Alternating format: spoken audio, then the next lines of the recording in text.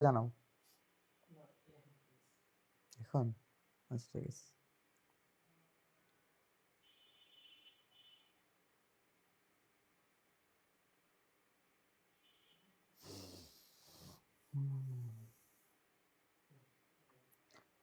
আসসালামু আলাইকুম, আমার কথা শুনতে পাচ্ছ কিনা এবং বোর্ড ক্লিয়ার দেখতে পাচ্ছ কিনা জানো।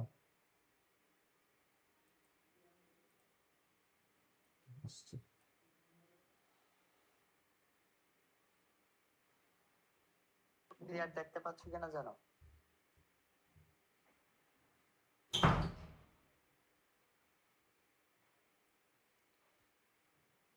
সবাই হচ্ছে ক্লাসটা শেয়ার দিয়ে দিও আর ফ্রেন্ডদেরকে হচ্ছে মেনশন দিয়ে দিও।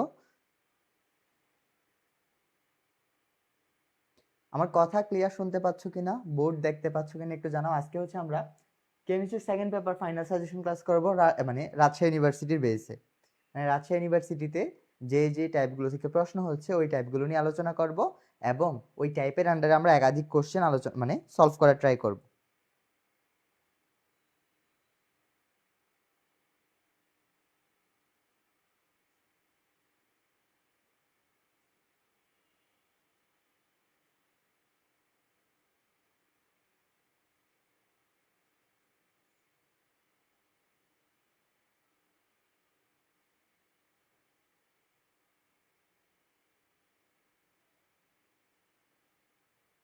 সবকিছু ঠিক আছে তাই না? তাহলে চলা হচ্ছে আমরা হচ্ছে ক্লাসটা শুরু করে দিতে পারি।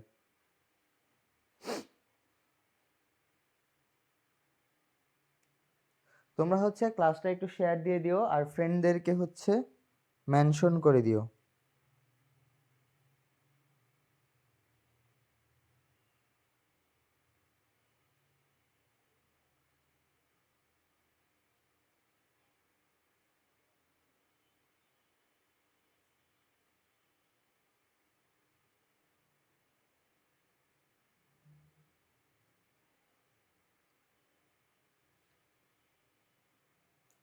ওকে, অলরেডি 3 মিনিট ওভার হয়ে গেছে। আমরা হচ্ছে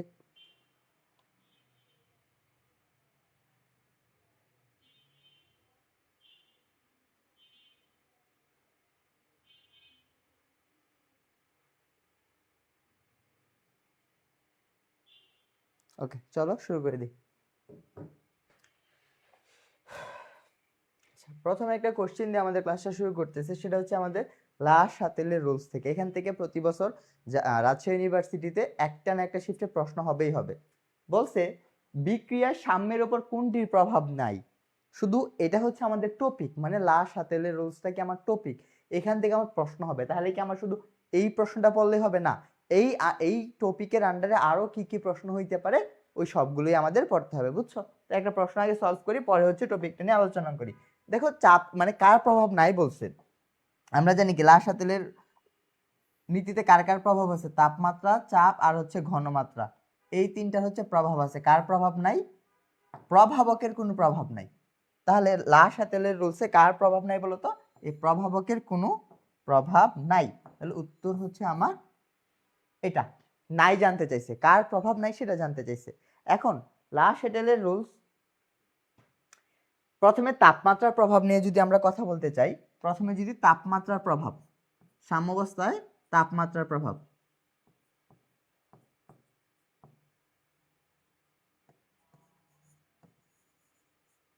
তাপমাত্রার প্রভাবটা কিরকম হয় লা-শাতেল রুলসের মাধ্যমে যদি আমরা ব্যাখ্যা করতে চাই, কোনো একটা বিক্রিয়া তাপমাত্রার উপর ভিত্তি করে দুই ধরনের হইতে পারে। একটা হইতে পারে এক্সোথার্মিক আর একটা হইতে পারে এন্ডোথার্মিক, বা তাপ উৎপাদী বা তাপহারী। একটা হইতে পারে কি আমার তাপ উৎপাদী বিক্রিয়া,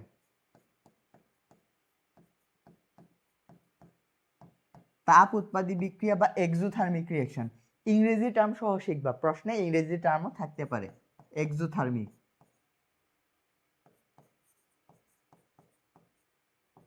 এক্সোথার্মিক রিঅ্যাকশন। আরেকটা কি আরেকটা কি কি বলা হয়? তাপহারী বা এন্ডোথার্মিক রিঅ্যাকশন।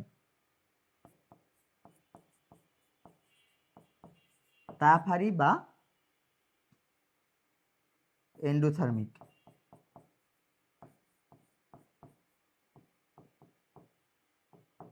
Endothermic reaction. এখন আমার কথা হচ্ছে যদি তাপ উৎপাদী বিক্রিয়া হয় তখন কি ঘটবে, আর তাপ হারি বিক্রি হলে তখন কি ঘটবে।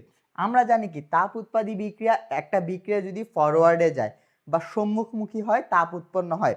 একটা বিক্রিয়া যদি ব্যাকওয়ার্ডে আসে ওই বিক্রিয়াটাই সেটা আবার তাপ হারি হয়ে যাবে।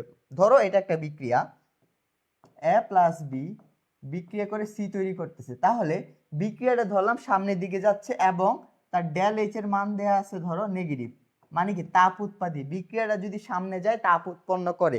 এখন আমি যদি অলরেডি ওকে আগেই তাপ দিয়ে দেই তাহলে বিক্রিয়াটা সামনে গেলে তাপ উৎপন্ন করতো, কিন্তু আগেই তাপ দিয়ে দিছি বিক্রিয়াটা পশ্চাৎ দিকে আসবে ওই তাপটাকে নিউট্রালাইজ করার জন্য। মানে একটা বিক্রিয়া যদি ফরওয়ার্ডে গেলে তাপ উৎপন্ন করে, বিক্রিয়াটা ব্যাকওয়ার্ডে আসলে কি হয়ে যাবে, তাপ হারি হয়ে যাবে। মানে সি থেকে যদি a প্লাস বি তৈরি হয় সেই বিক্রিয়াটা কি হয়ে যাবে, তাপ হারি হয়ে যাবে, ডেল এইচ এর মানটা তখন কি হয়ে যাবে, পজিটিভ হয়ে যাবে। বুঝাইতে পারলাম?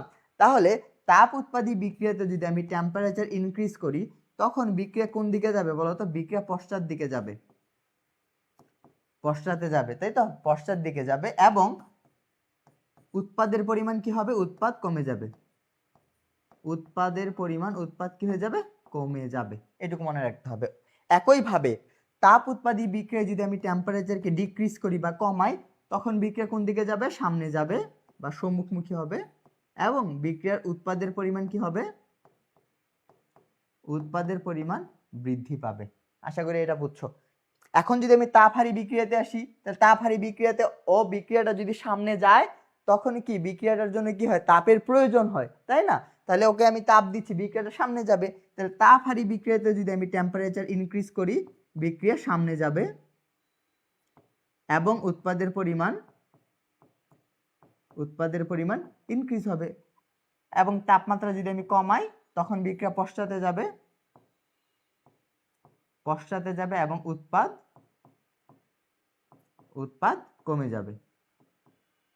কমে যাবে, আশা করি বুঝছো। এই হচ্ছে তাপমাত্রার প্রভাব, এটা গেল আমার। এখন আমরা শিখব চাপের প্রভাব।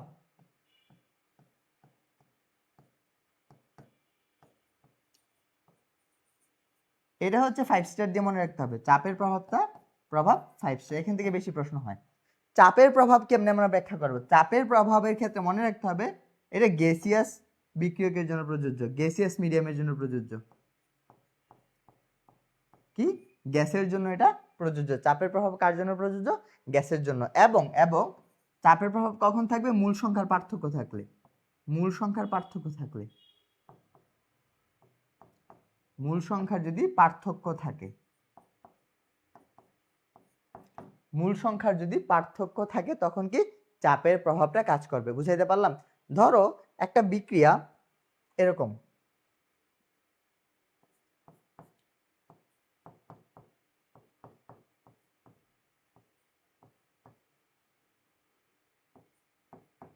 অ্যামোনিয়া গ্যাস তৈরি করতেছে, এর একটা বিক্রিয়া। দেখো তো বিক্রিয়ক এবং উৎপাদের মধ্যে মূল সংখ্যার পার্থক্য আছে কিনা। উৎপাদের মূল সংখ্যা কত, 2 মোল, বিক্রিয়কের মূল সংখ্যা কত, 3 মোল, 1 মোল, 4 মোল, তাহলে মূল সংখ্যার পার্থক্য আছে, তার মানে এই বিক্রিয়ার চাপের প্রভাব আছে। এখান থেকে আমরা প্রথমে ডেলেন বের করব। ডেলেন মানে কি, উৎপাদের মোট মূল সংখ্যা মাইনাস বিক্রিয়কের মোট মূল সংখ্যা, উৎপাদের মোট মূল সংখ্যা মাইনাস বিক্রিয়কের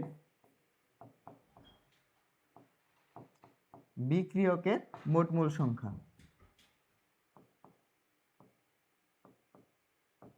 এ হচ্ছে ডেলেন।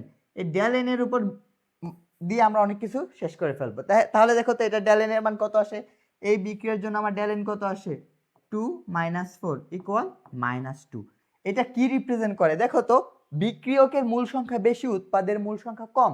যদি ডেলেনের মান নেগেটিভ হয়, এটা কি রিপ্রেজেন্ট করে, এটা রিপ্রেজেন্ট করে বিক্রিয়কের মূল সংখ্যা বেশি, বিক্রিয়কের মূল সংখ্যা বেশি, এটা রিপ্রেজেন্ট করে।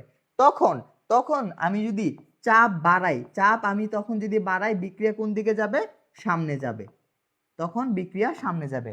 অন দ্য আদার হ্যান্ড ডেলেনের মান পজিটিভ কি রিপ্রেজেন্ট করে, উৎপাদ বেশি, উৎপাদ বেশি, উৎপাদ বেশি রিপ্রেজেন্ট করে। উৎপাদ যদি বেশি হয় বা উৎপাদের মূল সংখ্যা বেশি, তখন তখন আমি যদি প্রেসার বাড়াই, বিক্রিয়া কোন দিকে যাবে? পশ্চাতে যাবে, পশ্চাতে যাবে। আর আরেকটা জিনিস মনে রাখতে হবে, ডেল এন যদি 0 হয় ওই বিক্রিয়ায় চাপের কোনো প্রভাব নাই, চাপের কোনো প্রভাব নাই, চাপের প্রভাব নাই, প্রভাব নেই। তাহলে চাপের প্রভাব থেকে যদি এইটুকু মনে রাখতে পারো, তুমি যে কোনো চাপের প্রভাব দিয়ে প্রশ্ন হোক না কেন সেগুলো পারবা। এখানে ভাইস ভার্সা হইতে পারে, এখানে চাপ যদি কমা বিক্রিয়া পশ্চাতে আসবে, এখানে চাপ যদি কমা বিক্রিয়া সামনে যাবে। এই হচ্ছে কথাবার্তা। আশা করি বুঝতে পারছো।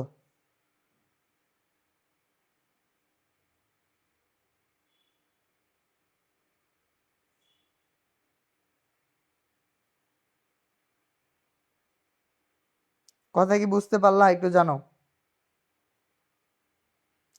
ওয়ালাইকুম আসসালাম। এই বুঝছো কিনা এটা? আরেকটা আছে ঘনমাত্রার প্রভাব। বিক্রিয়কের ঘনমাত্রা বৃদ্ধি করলে বিক্রিয়া সামনে যাবে, বিক্রিয়কের ঘনমাত্রা কমালে বিক্রিয়া পশ্চাতে আসবে। শেষ। এই হচ্ছে কথাবার্তা। এখানে আরেকটা জিনিস আমরা অ্যাড করতে পারি, সেটা হচ্ছে এটা, তুমি যদি এই বিক্রিয়ার ক্ষেত্রে চাপ কমাও তখন পশ্চাতে যাবে, পশ্চাতে যাবে। আর এই বিক্রিয়ার জন্য যদি চাপ কমাও সামনে যাবে, সামনে যাবে। শেষ। তাহলে লা শেডেল থেকে এর বাইরে আর কি প্রশ্ন আসবে বলো? কি কি বললাম দেখো তো? এই তিনটার প্রভাব, তাপমাত্রার প্রভাব, চাপের প্রভাব আর ঘনমাত্রার প্রভাব বলে দিলাম। তাহলে লাস্ট শেডেল থেকে যা যা আসতে পারতো সব পড়ানো হয়ে গেছে। তোমরা যদি এইটুকু ভালো করে পড়ো আর তেমন কোনো ঝামেলায় পড়বা না। পরের প্রশ্ন দেখো, যদি কোনো জৈব যৌগের দুইটি সদৃশ অপ্রতিসম কার্বন থাকে তবে যৌগের সম্ভাব্য আলোক সক্রিয় সমাণু সংখ্যা কয়টা? মানে কাইরাল কার্বন যদি দুইটা থাকে তার আলোক সমাণু সংখ্যা কয়টা? আমরা মনে আছে সূত্রটা, 2n। কি ছিল? কাইরাল কার্বন যতটা থাকবে তার সমানতার সংখ্যা বের করো 2n। তাহলে 2 ইয়ার কাইরাল কার্বন দুইটা, 2 মানে কত? 4। চারটি। কয়টি? চারটি। উত্তর আমার কি হবে? চারটি। শেষ।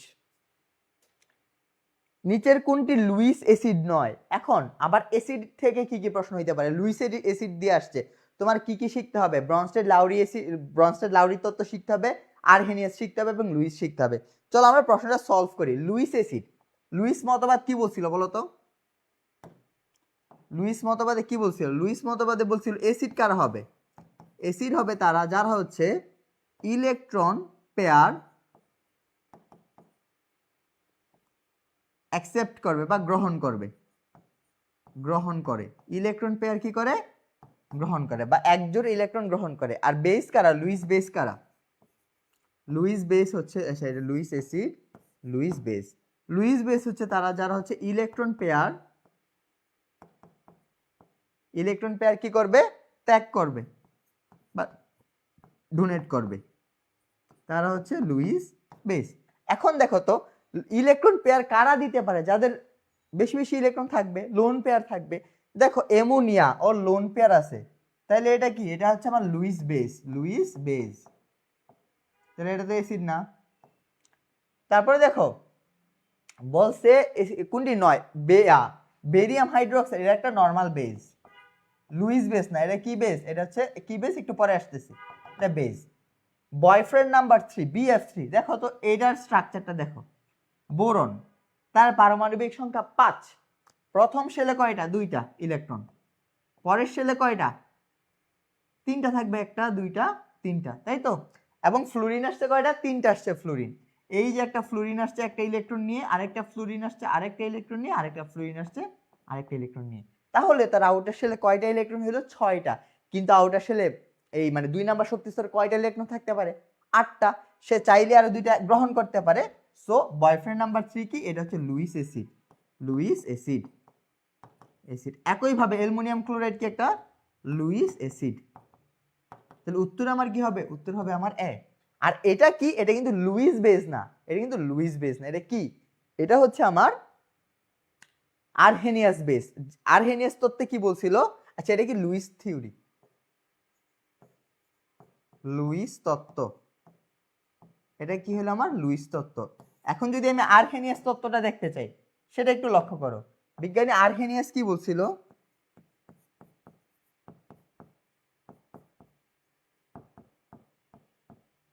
আর্হেনিয়াস বলছে অ্যাসিড কারা?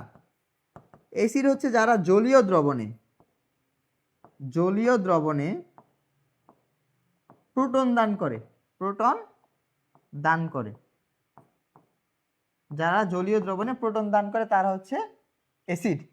যেমন HCl, sulphuric acid, nitric acid etcetera.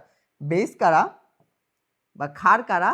যারা হচ্ছে জলীয় দ্রবণে হাইড্রোক্সিল দান করে তারা হচ্ছে ক্ষার।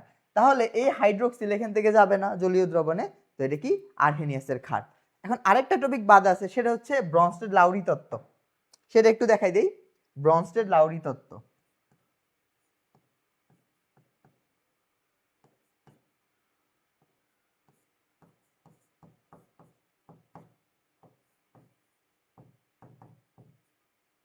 ব্রনস্টেড-লাউরি তত্ত্বে কি বলছে? ব্রনস্টেড-লাউরি তত্ত্বে বলছে অ্যাসিড কারা হবে? অ্যাসিড হবে যারা প্রোটন ত্যাগ করে, জলীয় দ্রবণ বলে নাই, ত্যাগ করে, শুধু যে কোনো জায়গায় কি করতে পারে? প্রোটন ত্যাগ করবে। আর বেস কারা হবে? বেস হবে যারা প্রোটন গ্রহণ করে। এর জন্য ব্রনস্টেড-লাউরির মতবাদকে কি বলা হয়? প্রোটনীয় মতবাদ। আর লুইস মতবাদকে বলা হয় ইলেকট্রনীয় মতবাদ, যেহেতু ইলেকট্রনের আদান প্রদান হয়। এখন যদি আমি একটা এক্সাম্পল দেখাই,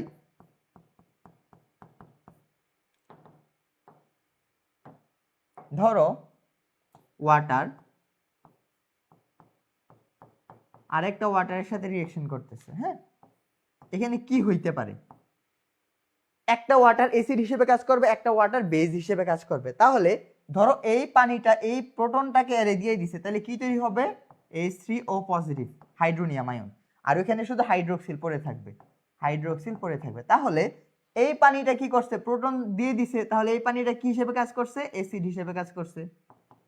আর এই পানিটা প্রোটনটাকে গ্রহণ করছে, তাহলে এই পানিটা কি হিসেবে কাজ করছে? বেস বা ক্ষার হিসেবে কাজ করছে, তাই তো? এখন একটা জিনিস লক্ষ্য করো, এইখান থেকে আমি কি পাইছি? হাইড্রোক্সিলকে পাইছি না? প্রোটনটা তো চলে গেছে, শুধু হাইড্রোক্সিলটা পড়ে ছিল। তাহলে অ্যাসিড থেকে আমি যেটা পাবো সেটা তার কি? কনজুগেট ক্ষার বা অনুবন্ধী ক্ষার,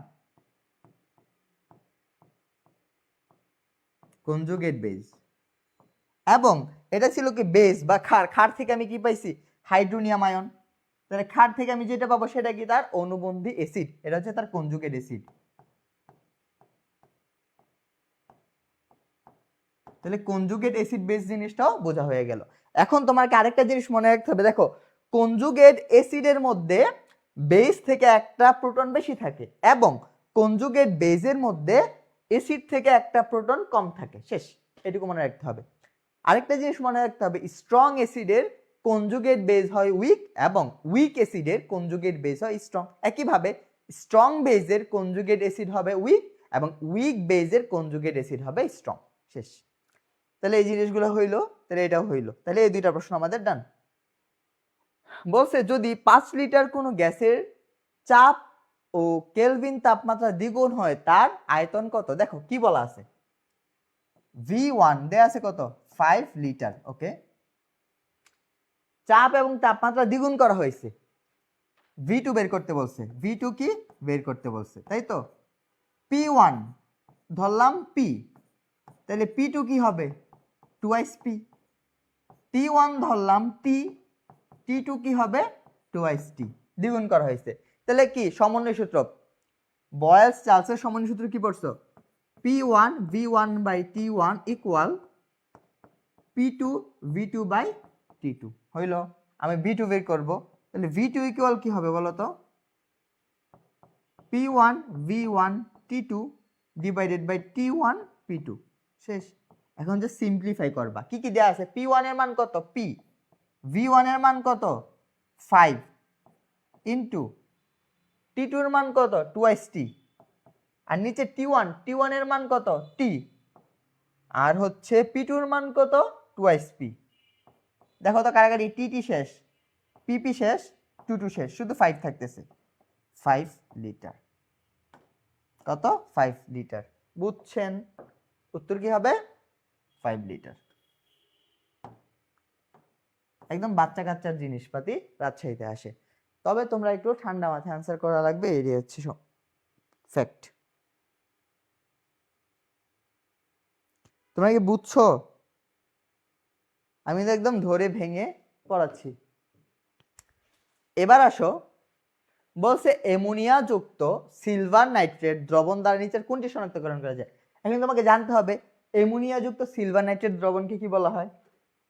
অ্যামোনিয়া যুক্ত সিলভার নাইট্রেট দ্রবণকে কি বলা হয় এটা জানতে হবে। অ্যামোনিয়া যুক্ত সিলভার নাইট্রেট দ্রবণকে বলা হয় টলেন বিকারক। কি বলা হয়?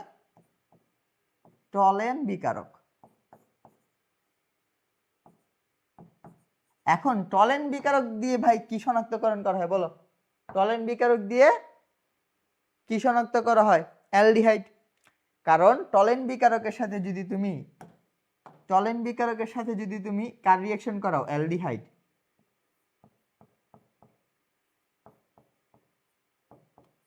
অ্যালডিহাইড তখন কি সিলভার দর্পণ তৈরি করবে। কি করবে? সিলভার দর্পণ। কিন্তু টলেন বিকারকের সাথে যদি তুমি কিটোনের বিক্রিয়া ঘটাও, কিটোন, তাহলে কি বিক্রিয়া অংশগ্রহণ মানে বিক্রিয়া হবে না। বুঝছো?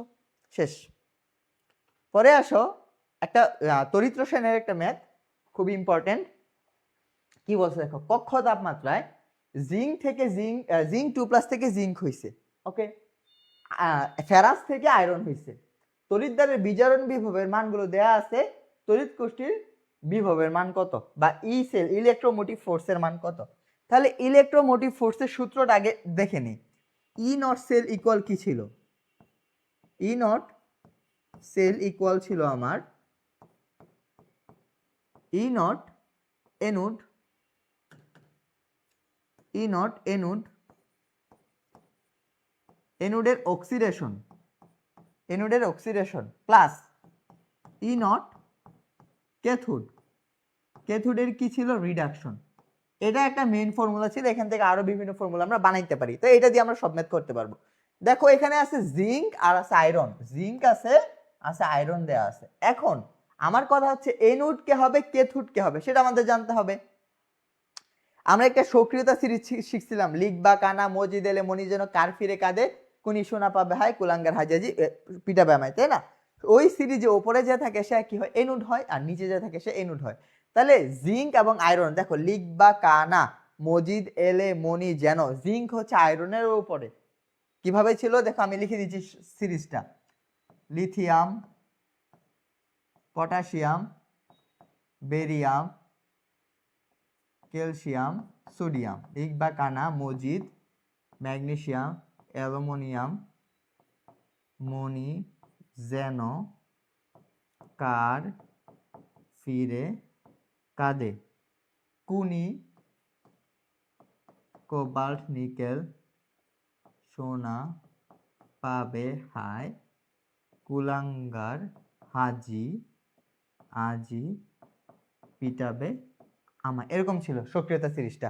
এখন যারা উপরে তারা এনোড হবে। দেখো তো এখানে কে কে আছে? আমার জিঙ্ক, এখানে আছে জিঙ্ক আর আয়রন। তাহলে আমার এনোড কে হবে? এনোড হবে জিঙ্ক, আর ক্যাথোড হবে কি? আয়রন। তাহলে আমার এনোডের কি অক্সিডেশন লিখতে হবে। এনোডের অক্সিডেশন কি? এনোডের অক্সিডেশন রিঅ্যাকশনটা কি হবে? মানে জিঙ্ক কি করবে? ইলেকট্রন ত্যাগ করবে, জিঙ্ক থেকে জিঙ্ক 2+ হবে, জিঙ্ক থেকে জিঙ্ক 2+ হবে। এটা হচ্ছে অক্সিডেশন রিঅ্যাকশন। আর রিডাকশন রিঅ্যাকশনটা কি? আয়রন মানে ফেরাস থেকে আয়রন হবে। হয়ে গেল। তাহলে লক্ষ্য করি এখানে মান দেয়া আছে কি? বিজারণ মান দেয়া আছে জিঙ্ক 2+ থেকে জিঙ্ক। আমার লাগবে জিঙ্ক থেকে জিঙ্ক 2+, এটা লাগবে। এটার মান দেয়া আছে নেগেটিভের, তাহলে আমার কি হয়ে যাবে? পজিটিভের। কত হয়ে যাবে? চেঞ্জ হয়ে যাবে কত? জাস্ট সাইন চেঞ্জ হয়ে যাবে, 0.76 ভোল্ট হয়ে যাবে প্লাস।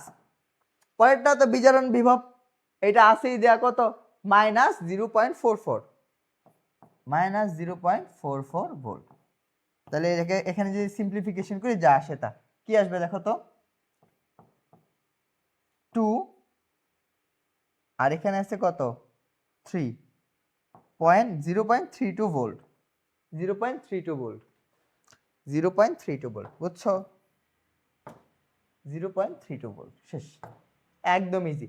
জাস্ট তোমার মনে রাখতে হবে সূত্র আর হচ্ছে ওই সিরিজ, সূত্র সিরিজ। আশা করি বুঝছেন, আশা করি বুঝতে পেরেছেন।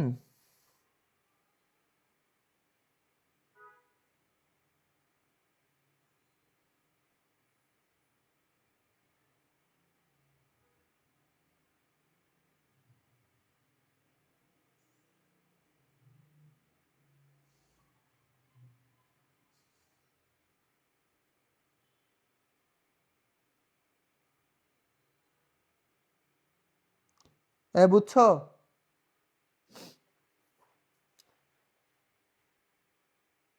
সাবাস, যারা যারা উত্তর দিতে পারছো আপনাদেরকে অসংখ্য ধন্যবাদ। ওকে, চলো আমরা পরেরটা যাই। তাহলে এখানে ফ্যাক্ট কি? এখানে ফ্যাক্ট হচ্ছে আমার ফর্মুলা মনে রাখা লাগবে, সেকেন্ড ফ্যাক্ট হচ্ছে এই সিরিজ মনে রাখা লাগবে। ওকে, চলো এখন ফর্মুলার ডেরিভেশন দেখানোর সময় না, তাই না? পরের প্রশ্নে কি বলছে, sp3d সংকরিত যৌগের নিচের কোনটি? মানে এখানে সংকরায়নটা কি বলছে, sp3d মানে সংকর অরবিটাল কয়টা? 5টা, 5টি হাইব্রিড অরবিটাল, তাই না? 5টি হাইব্রিড অরবিটাল। তো 5টা হাইব্রিড অরবিটালের জন্য আমার এখানে বের করতে হবে sp3d কার 5টা কার কার আছে। প্রথমে এটাটা বের করো, বলো কি হবে? সালফার। সালফারের আউটার শেলে কয়টা ইলেকট্রন আছে? কেন্দ্রীয় পরমাণু হচ্ছে সালফার, সালফার আউটার শেলে আছে 6টা, 6। একযোজী পরমাণু আছে 4টা, 10। কত হয়ে গেল? 6 4 10, হাফ কত হয়ে যাবে? 5টি। তাহলে এটা আমার উত্তরে আছে। পরে দেখো PCl5 হাফ ইনটু ফসফরাসের আউটার শেলে কয়টা ইলেকট্রন আছে? 5টা, 5 প্লাস 5টা ক্লোরিন, ক্লোরিন 10, 10টা 2 দিয়ে ভাগ দিলে 5, এটাও ঠিক আছে। এটা দেখো ক্লোরিন, ক্লোরিনের আউটার শেলে ইলেকট্রন আছে কয়টা?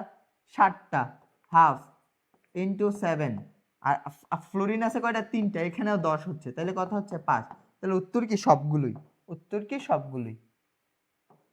উত্তর সবগুলো। বুঝছো?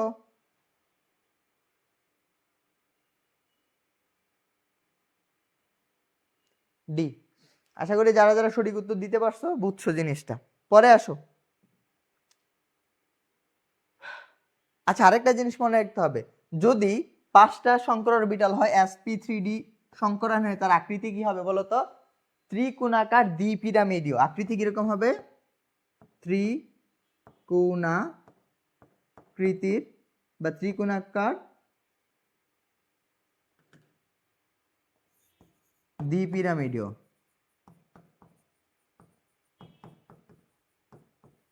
ত্রিকোণাকার দ্বিপিরামিডীয় এরকম।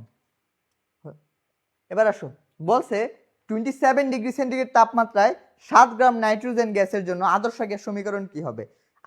আদর্শ গ্যাস সমীকরণ আমরা কি জানি বলো? PV equal nRT। এখানে আমার নাইট্রোজেনের ডব্লিউ দেয়া আছে, ডব্লিউ দেয়া আছে, তাই না? আর নাইট্রোজেনের ভর তো আমরা জানি কত? 28 আণবিক ভর। তাহলে আমরা n কে কি লিখতে পারি বলো তো? n কে লিখতে পারি W/m। আর টি কত? 27 ডিগ্রি মানে 300 কেলভিন। তাহলে কি লিখতে পারি বলো? আলটিমেটলি ডব্লিউ এর মান কত দেয়া? 7 গ্রাম, এম এর মান 28 ইনটু টি এর মান 300 আর হচ্ছে আর, তাই তো? এখন এটাকে সিম্পলিফাই করো তো। এটা দিয়ে যদি আমি 7 4 7 28, 4 4 দিয়ে 300 কে কাটো, কত আসে? 4 7 28, 7 থাকতেছে 2, 4 5 20, 75 আর 75 আর। বুঝছো উত্তর কি হবে তাহলে?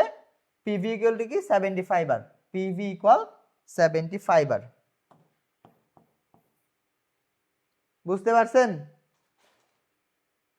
PV ইকুয়াল 75 আর।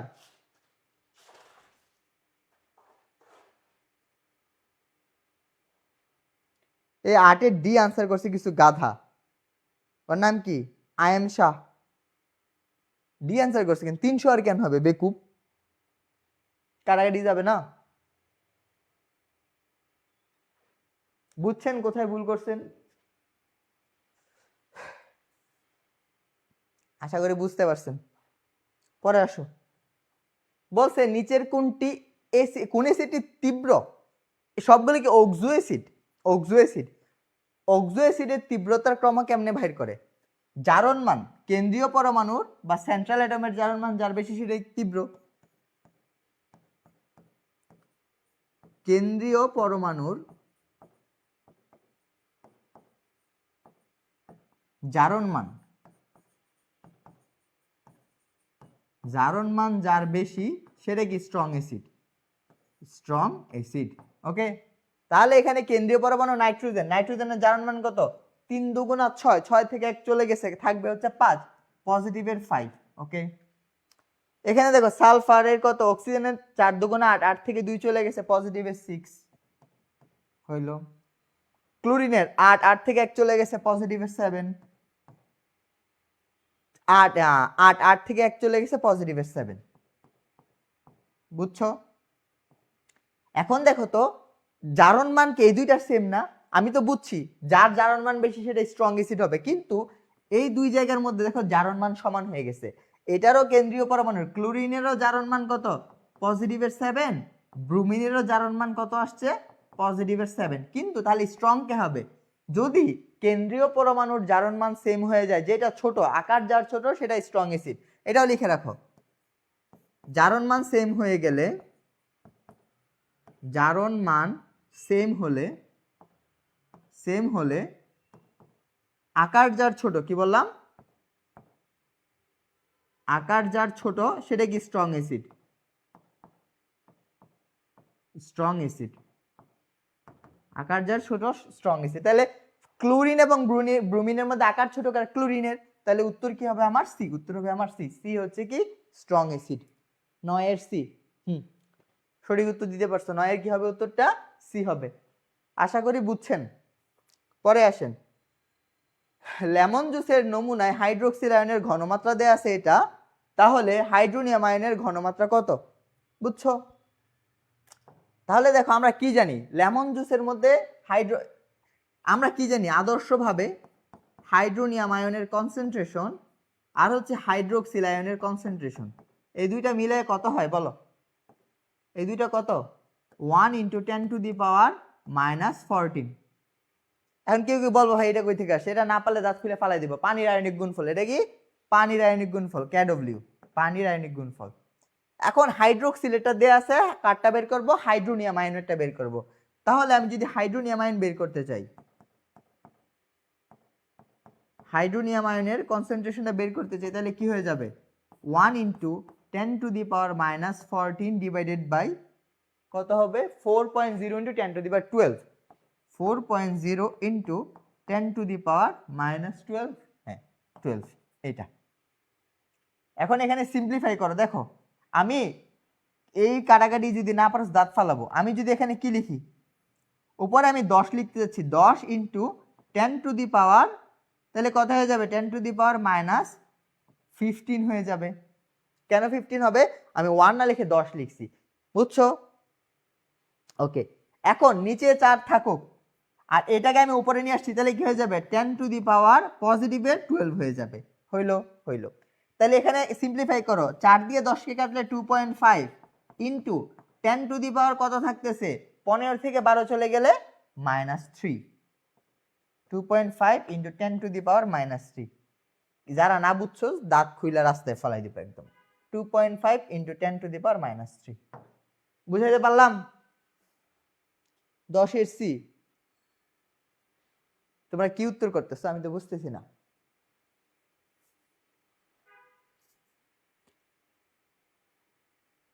দশের সি, ঠিক আছে।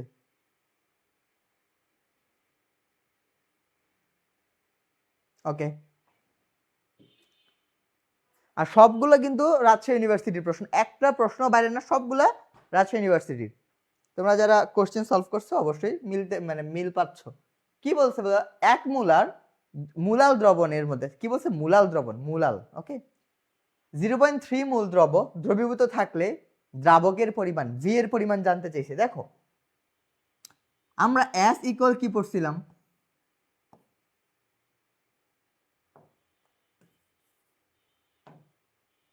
N ইকুয়াল কি পড়ছিলাম বলো তো, S × V। ভিটা অবশ্যই কিসে ছিল, লিটারে ছিল, তাই না? এখন আমি ভিটাকে কি লিখতে যাচ্ছি, লিটারে না লিখে আমি মিলিলিটারে লিখতে যাচ্ছি। কিসে, মিলিলিটারে, ml এ লিখতে যাচ্ছি। তাহলে কি করতে হবে, ইনটু 10⁻³ করে দিতে হবে। হইলো? তাহলে আমার ভি এর মান বের করতে বলছে। ভি ইকুয়াল কত হবে বলো, ভি ইকুয়াল হবে n/s × 10⁻³ হইল। ঠিক আছে কি? তাহলে n এর মান কত বলা আছে দেখো তো, n এর মান বলা আছে 0.3 মোল, 0.3 3 মোল। ওকে, এস এর মান কত? 1 1, আর এখানে হচ্ছে 10⁻³ এখন এটাকে কি করা যায়? 0.3 ইন্টু 1000 কত হবে বলো তো? 300। কত হবে? 300 গ্রাম। 300 গ্রাম, কারণ কি গ্রাম পার কেজি ছিল, সরি মূল পার কেজি ছিল, তাই না? যত মূল 1000 কেজিতে, সরি 1 কেজিতে বা 1000 গ্রামের মধ্যে যত মূল দ্রবীভূত থাকে সেটাকে কি বলা হইতো? মূলাল দ্রবণ বলা হইতো। ওকে, পরের প্রশ্নে আসো। সম আয়তনের 0.1 মোলার সোডিয়াম ইথানয়েট এবং হচ্ছে ইথানোয়িক অ্যাসিড, দেখো এটা একটা বাফার দ্রবণ, সোডিয়াম ইথানয়েট আর হচ্ছে ইথানোয়িক অ্যাসিড, দুইটা কি, একটা হচ্ছে উইক অ্যাসিড এবং ওই উইক অ্যাসিডের সাথে স্ট্রং বেজের রিঅ্যাকশনে একটা লবণ উৎপন্ন হয়, এই দুইটার মিশ্রণকে কি বলা হয়? বাফার দ্রবণ। চলো একটু বাফার দ্রবণ নিয়ে কথা বলি। দেখো বাফার দ্রবণ দুই ধরনের হইতে পারে, অম্লীয় বাফার এবং ক্ষারীয় বাফার। তাহলে আমরা অম্লীয় বাফার নিয়ে একটু কথা বলি। অম্লীয় বাফার, অম্লীয় বাফার দ্রবণ কোনটা হবে? এক নাম্বার কি লাগবে? একটা মৃদু অ্যাসিড লাগবে, মৃদু অ্যাসিড। দুই নাম্বার শর্ত কি? ওই অ্যাসিডের সাথে একটা লবণ লাগবে, অ্যাসিড, মৃদু অ্যাসিডের সাথে acid plus strong base, strong base রিঅ্যাকশনে একটা সল্ট তৈরি হবে, এবং বাফার দ্রবণে কে কে থাকবে? ওই সল্ট। তাহলে বাফার দ্রবণে কে কে থাকবে? Salt plus week acid, week acid, এই দুইটা মিলে কি তৈরি করবে? বাফার দ্রবণ তৈরি করবে। বুঝাইতে পারলাম? তাহলে এখানে উইক অ্যাসিড আছে এবং ওই উইক অ্যাসিডের সাথে স্ট্রং বেজের রিঅ্যাকশনে ওই সল্টও আছে বা লবণটাও আছে, বাফার দ্রবণ হইল। বাফার দ্রবণ যদি হয়ে যায়, এখানে পিকে বাফার দ্রবণের ক্ষেত্রে তোমার পিএইচ বের করার ফর্মুলা কি? কি পিএইচ বের করার ফর্মুলা মনে আছে? পিএইচ ইকুয়াল কি ছিল? PKa plus log salt, N of salt divided by N of acid, এটা ছিল। সরি, সল্ট বাই সল্ট, একটু ভুল লিখছি। কি লিখতেছে বোকা?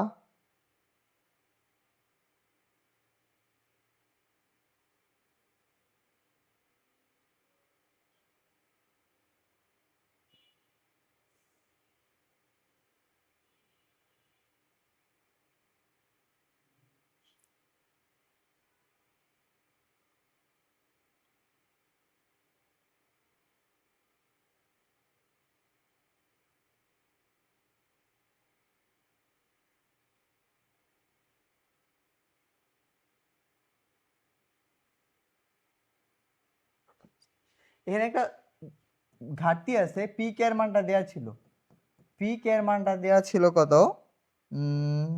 4.76 এটা দেওয়া ছিল। হ্যাঁ, এটা দেওয়া ছিল। ওকে, এখন যদি আমরা মান বসাই তাহলে আমাদের মান চলে আসবে 4.76 প্লাস লগ, এখানে কত এন বা ভিও দিতে পারি, কত মোলার দেওয়া আছে? সম আয়তন মানে এন এর মান ভি তো গুণ করলে সেমই আসবে। সল্টের কত? 0.1 আর ডিভাইডেড হচ্ছে 0.01, তাহলে এখানে কত আসতেছে দেখো? 4.76 প্লাস লগ, আমি এখানে 1 করতে যাচ্ছি, নিচে কত দিয়ে গুণ দিব বলো তো? 10 দিয়ে। আর এখানে 1 করতে যাচ্ছি, নিচে 100 দিয়ে গুণ দিব, তাহলে 10 100 কাটাকাটি, লগ 10, লগ 10 বেস 10 এর মান কত? 1। তাহলে কত হবে? 4.76 প্লাস 1 ইকুয়াল 5.76। পিএইচ কত হবে? 5.76। তোমাদের একটা প্রশ্ন হয় কি জানো? এই দুইটার ঘনমাত্রা সেম দেয়া থাকে, এই দুইটার ঘনমাত্রা যদি সেম দেয়া থাকে, পি কে এর মান যেটা সেটাই তার পিএইচ, পি কে এর মান যেটা সেটাই কি তার পিএইচ।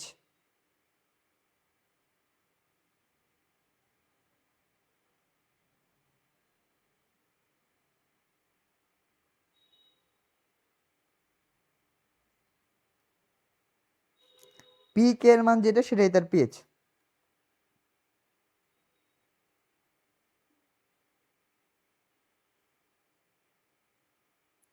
ওকে, হইল। পরে আসো। হাইড্রোজেন পরমাণুর তৃতীয় কক্ষপথে ইলেকট্রনের শক্তি প্রথম কক্ষপথের শক্তির কত গুণ? মানে ফর্মুলা আমরা কি শিখছিলাম বলতো? V of n equal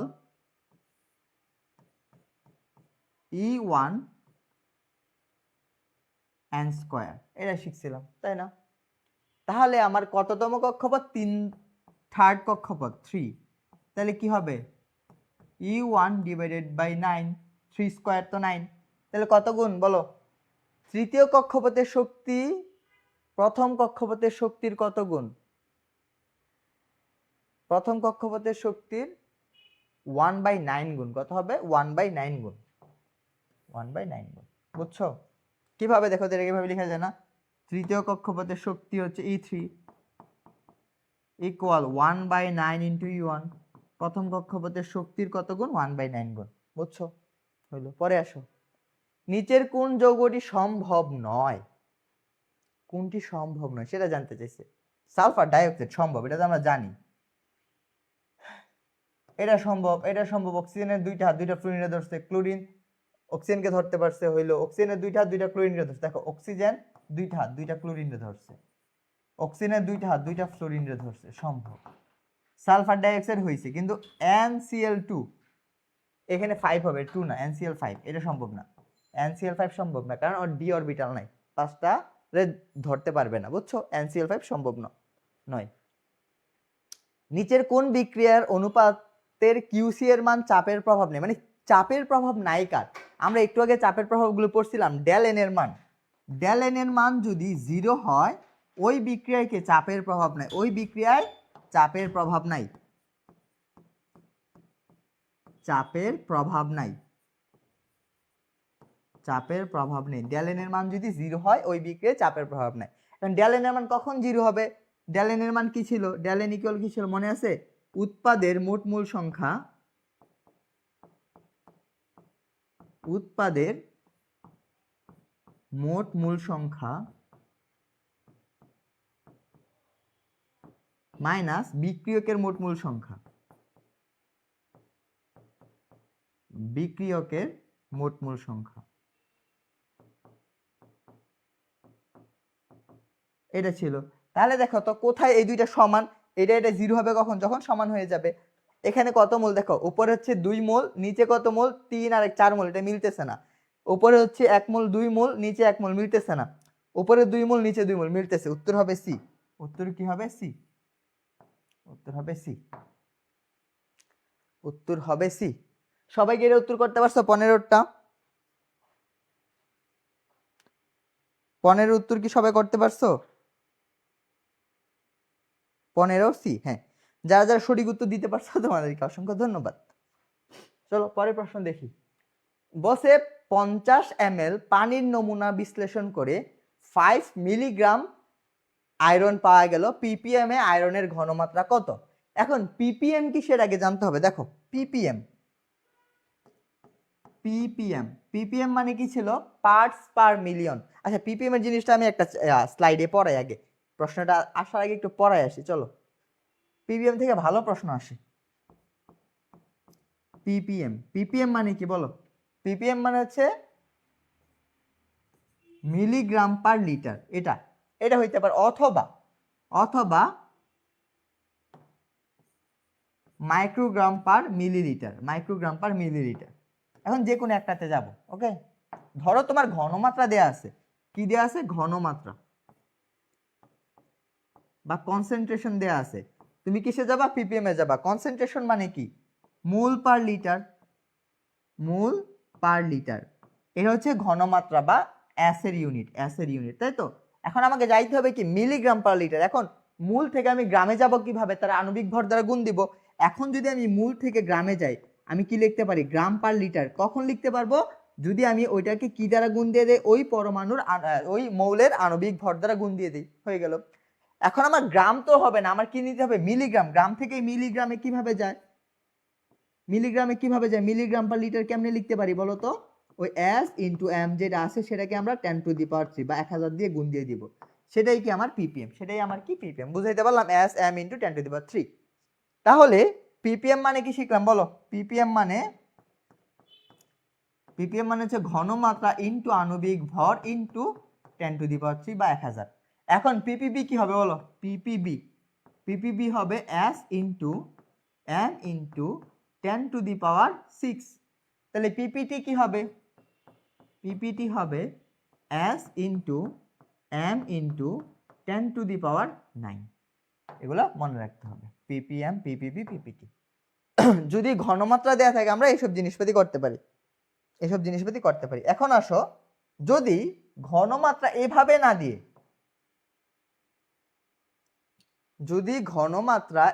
না দিয়ে, তোমার পার্সেন্টেন্সে দিয়ে দে, তখন কি করব? আরেকটা স্লাইড নেই। যদি পার্সেন্টেন্স দেয়া থাকে, পার্সেন্টেন্স অফ, আচ্ছা এখানে পার্সেন্টেন্স একটু কথা আছে। পার্সেন্টেন্স মানে কি? শুধু পার্সেন্টেন্স যদি বলা থাকে সেটা কি রিপ্রেজেন্ট করে? W/V পার্সেন্টেন্স। হ্যাঁ, এটা রিপ্রেজেন্ট করে, মনে রাখতে হবে। এটা যে কথা এটা সেম কথা, এটা হচ্ছে, এটাই আমার কি আইডিয়াল,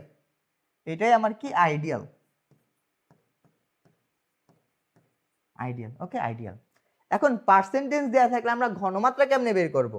যদি ধরো x পার্সেন্টেন্স দেয়া আছে, তাহলে তার ঘনমাত্রা কি হবে? S ইকুয়াল কি হবে? 10x/m। কেমনে আসছে এগুলো আমরা জানি, 10x/m। ওকে, কিন্তু এটা কি x পার্সেন্টেন্স? আমরা তো পার্সেন্টেন্সের তিনটা জিনিস জানি। একটা হচ্ছে শুধু পার্সেন্টেন্স, অর কি বলো? অর হচ্ছে x পার্সেন্ট W/V পার্সেন্টেন্স। এটা একটা জিনিস, এটার ঘনমাত্রা কেমনে বের করি? 10x/m, 10x/m। এটা হয়ে গেল। কিন্তু পার্সেন্টেন্স তো আরো হইতে পারে, এরকম হইতে পারে না? x পার্সেন্টেন্স অফ W/W, এটাও তো হইতে পারে। তখন কেমনে বের করব ঘনমাত্রা? দেখো, আইডিয়ালের সাথে কম্পেয়ার করব, তখন ঘনমাত্রা কি হবে? 10x/m সেম থাকবে, 10x/m এটা সেম থাকবে, এটার সাথে কিছু মাল্টিপ্লাই করতে হবে। সেটা কি? দেখো, আইডিয়ালটার সাথে কম্পেয়ার করব, উপরে W ছিল, এখানে W আছে সেম, কিন্তু নিচে V থাকার কথা ছিল, নিচে আছে W। মানে নিচে কি আয়তন থাকার কথা ছিল, নিচে W আছে। আয়তন মানে কি? দ্রবণের আয়তন। তাহলে এখানে কার ঘনত্ব দিয়ে গুণ দিতে হবে?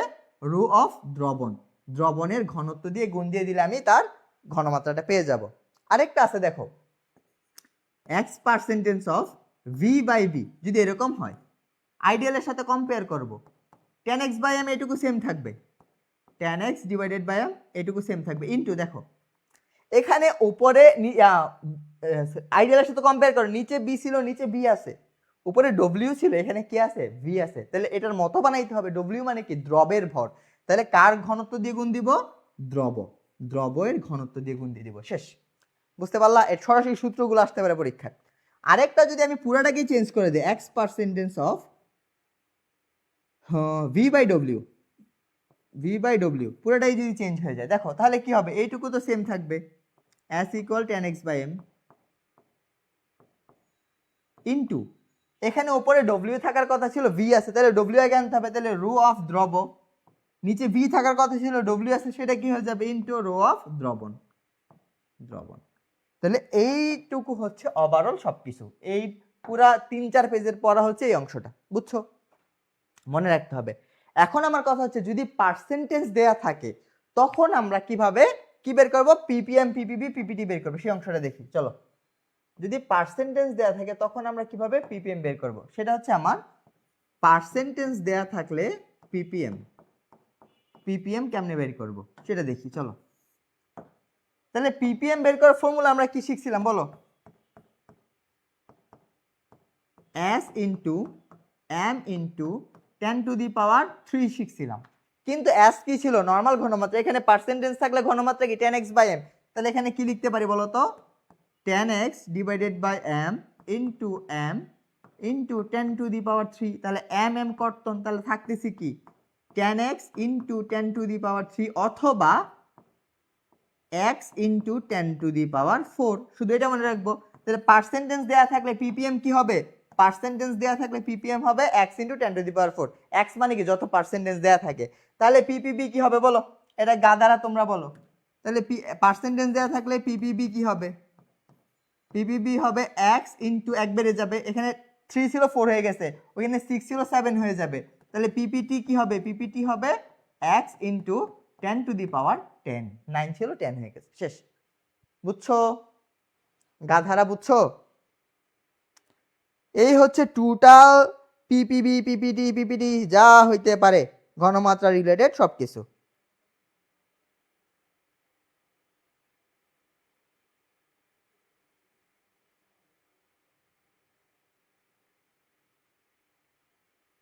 সংকরায়ন, আচ্ছা বলতেছি, সংকরায়ন হচ্ছে কোনটা কি বলে বলে বলে দিব, বইয়ে লিখেছে টেট্রাহেড্রাল, আচ্ছা এগুলো বলা হয়। আচ্ছা যাও এবার আমরা প্রশ্নে আসি, চলো সব শিখে শেষ, এবার এখানে আসি। বলছে 50 ml কত আছে, 5 গ্রাম। তাহলে আমার পিপিএম বের করতে বলছে। পিপিএম মানে কি, শুধু এটা দেখবা, পিপিএম মানে হচ্ছে মিলিগ্রাম পার লিটার। এখানে বলা আছে 5 মিলিগ্রাম আছে 50 লিটার 50 ml, তাহলে 5 মিলিগ্রাম আছে কতর মধ্যে, 50 মিলিলিটারে। তাহলে আমার পিপিএম কখন হবে, যদি এটাকে লিটার বানাই দেই। লিটার কিভাবে বানাবো, দেখো ওপরে 5 মিলিগ্রাম ঠিক থাকলো, 50কে লিটার বানাবো, তাহলে 50 ইন্টু 10⁻³ হয়ে গেল কি লিটার। লিটার তাহলে কি মিলিগ্রাম পার লিটার, এটাই আমার পিপিএম। এটাকে সিম্পলিফাই করো, তাইলে তো উত্তর চলে আসবে। ওপরে হচ্ছে 5, নিচে হচ্ছে 50, ইন্টু ইনভার্সটা উপরে আসলে কি হয়ে যাবে, 1000 হয়ে যাবে, তাই তো? কাটাকাটি করো, এই একটা শূন্য একটা শূন্য শেষ, 5 5 শেষ, কত থাকতেছে 100। তাহলে 100 ppm। এটা তো ম্যাথই করা লাগে না, ওই যে যা সংজ্ঞা জানলে হয়ে গেছে, তাহলে সংজ্ঞা জানো হয়ে গেছে, উত্তর কি হবে 100 ppm। বুঝছেন বাচ্চারা? উত্তর হবে 100 ppm। দেখেন বুঝছেন কিনা।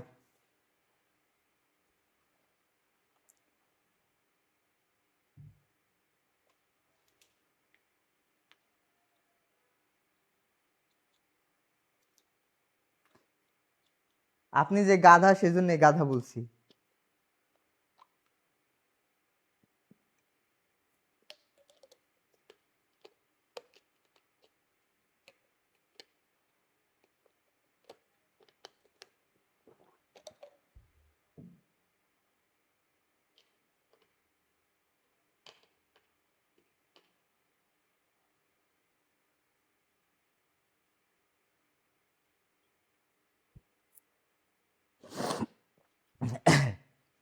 ওকে গেল,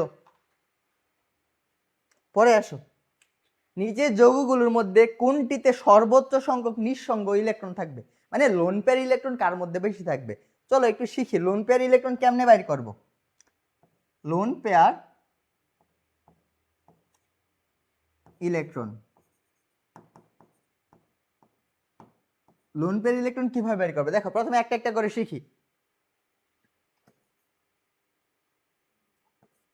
SF4, এটার মধ্যে লোন পেয়ার কয়টা, সালফারের আউটার শেলে, মানে সরি কি বলতেছি, সালফারের যোজ্যতা ইলেকট্রন কত, যোজ্যতা ইলেকট্রন কি সর্বশেষ শক্তি স্তরের ইলেকট্রন বা আউটার শেলের ইলেকট্রন। সালফারের হচ্ছে 16, প্রথম শেলে কয়টা, 2টা, পরের শেলে কয়টা, 8টা, কয়টা গেল 10টা, তাহলে আউটার শেলে কয়টা থাকবে, 6টা। বুঝছো? তাহলে সালফারের আউটার শেলের ইলেকট্রন হচ্ছে 6টা, মাইনাস কয়টা যুক্ত আছে, ফ্লোরিন 4টা, বিয়োগ কত, 2। 2 মানে কি এক জোড়া মুক্ত জোড়া ইলেকট্রন, 2টা ইলেকট্রন মানে কি 1 পেয়ার, 1 পেয়ার ইলেকট্রন। বুঝাইতে পারলাম? হইল। পরে আসো পানিতে, আসো ওয়াটার। ওয়াটারের মধ্যে কেন্দ্রীয় পরমাণু অক্সিজেন, অক্সিজেনের পারমাণবিক সংখ্যা কত, 8। তাহলে প্রথম শেলে 2টা, পরের শেলে কয়টা থাকবে, 6টা, তাহলে তার আউটার শেলে কয়টা ইলেকট্রন আছে, অক্সিজেনের 6টা। হাইড্রোজেন যুক্ত আছে কয়টা, 2টা, তাহলে বাদ থাকতেছে কত, 4। 4 মানে কি 2 পেয়ার, 4 মানে কি 2 pair electron, 2 pair of electron, pair of electron. বুঝলা? ওকে। পরে আছে অ্যামোনিয়া, NH3। অ্যামোনিয়া কি নাইট্রোজেন, নাইট্রোজেনের পারমাণবিক সংখ্যা কত, 7। তাহলে প্রথম শেলে 2টা, পরের শেলে 5টা। বুঝলা? 5 মাইনাস হাইড্রোজেন কয়টা যুক্ত আছে, 3টা, তাহলে কত থাকতেছে, 2, মানে 1 পেয়ার। পরে আসে কি জ্যানন ডাইফ্লোরাইড। এখানে দেখো জ্যানন মানে 8, মানে 18 নম্বর গ্রুপের, তাহলে আউটার শেলে কয়টা ইলেকট্রন থাকবে, 8টা, এটা মুখস্থই বোঝা যায়। 8 মাইনাস 2 ইকুয়াল কত, 6, তাহলে কত, 3 পেয়ার। 3 pair electron. তাহলে উত্তর কি হবে? গাধারা বেকুবের দল, উত্তর হবে এটা। বুঝাইতে পারলাম? একদম কিন্তু ইজি জিনিস, বুঝছেন কিনা একটু জানাবেন।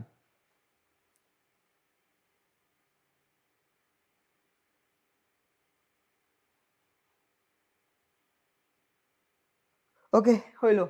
এইরকম প্রশ্ন কিন্তু ভাই রাজশাহীতে অ্যাভেলেবল আসে, হ্যাঁ, খুব কমন একটা টাইপ। 100 গ্রাম চুনাপাথরকে তাপে সম্পূর্ণরূপে বিয়োজিত করলে কি পরিমাণ পাওয়া যাবে? চলো এইগুলা জানার আগে প্রথমে কি জানতে হবে জানো? একটা বড় একটা সূত্র শিখতে হবে। চলো একটা পেজ আগে শিখে আসি, পরে আসি বাচ্চাদেরকে শিখে আসি আগে। চলো কি বলছে? মোল n ইকুয়াল কি বলো? W/m ইকুয়াল কি S ইন্টু V। ভিটা অবশ্যই কিসে? লিটারে। আরো কি জানি বলো? VSTP divided by 22.4 litre. আরো কি জানি বলো? VSATP ডিভাইডেড বাই কি? 24.784 লিটার। আরো কি জানি বলো? PV/RT। আরো কিছু কি জানি? হ্যাঁ জানি, আরো জানি N/NA। N/NA। আরো কি জানি? IT/EF। IT/EF। যারা IT/EF কই থেকে আসছে মানে ভুলে গেছো, সেটা হচ্ছে এখান থেকে আসছে। দেখো আমরা কি শিখছিলাম? W ইকুয়াল কি শিখছিলাম? ZQ, মনে আছে? তড়িৎ রসায়নে। তারপর Z মানে কি পড়ছিলাম? M, Q মানে IT, MIT/EF, এটা শিখছিলাম। এখানে W ছিল। এখন আমি যদি M কে নিচে নিয়ে আসি কি হবে বলো তো? W/M ইকুয়াল কি থাকবে? IT/EF থাকবে। তাহলে W/M মানে কি? N মানে কি? IT/EF। এটাই লিখছি, N মানে কি? IT/EF। বুঝছো? এখন IT কে কি লিখতে পারি? Q লিখতে পারি। তাহলে N ইকুয়াল কি হবে? Q/F। এখন Q সমান সমান কি হবে? Q সমান সমান হবে NEF। সব লিখে দিছি। এটা হচ্ছে তড়িৎ রসায়নের ছিল। এটা কার ছিল? ইলেকট্রোকেমিস্ট্রির পার্ট ছিল, হ্যাঁ। এখন যা যা প্রয়োজন আমরা সেটা ইউজ করব। এখন আরেকটা জিনিস শিখবো, সেটা হচ্ছে সংখ্যা অনুপাতিক সমীকরণ। লিমিটিং বিক্রিয়কের ম্যাথগুলো আমরা এই সংখ্যা অনুপাতিক সমীকরণ ছাড়া করতে পারবো না। কি শিখবো? সংখ্যা অনুপাতিক সমীকরণ। সংখ্যা অনুপাতিক সমীকরণ।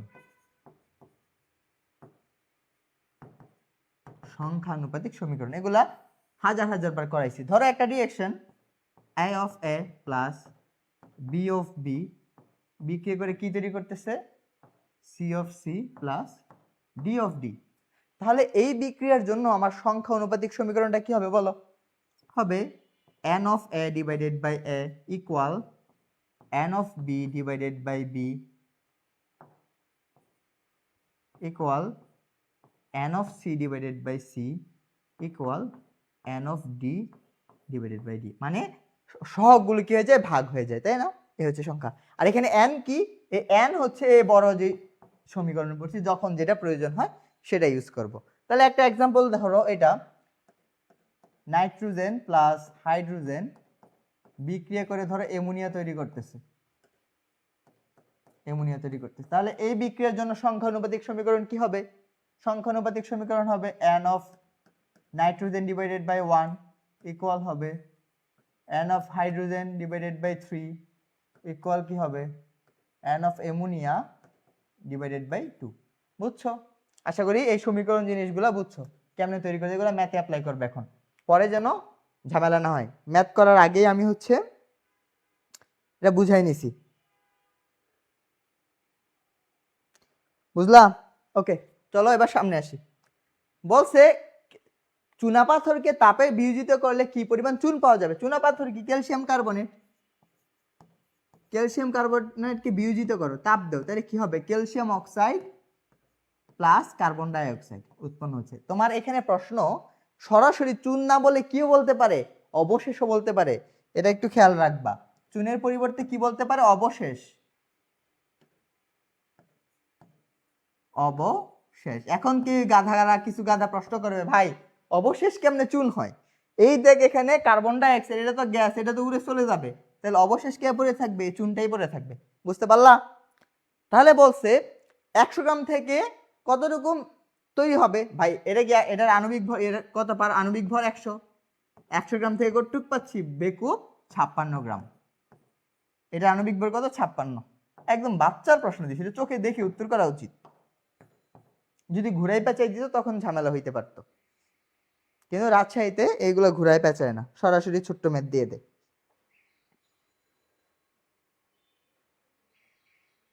বুঝতে পেরেছেন?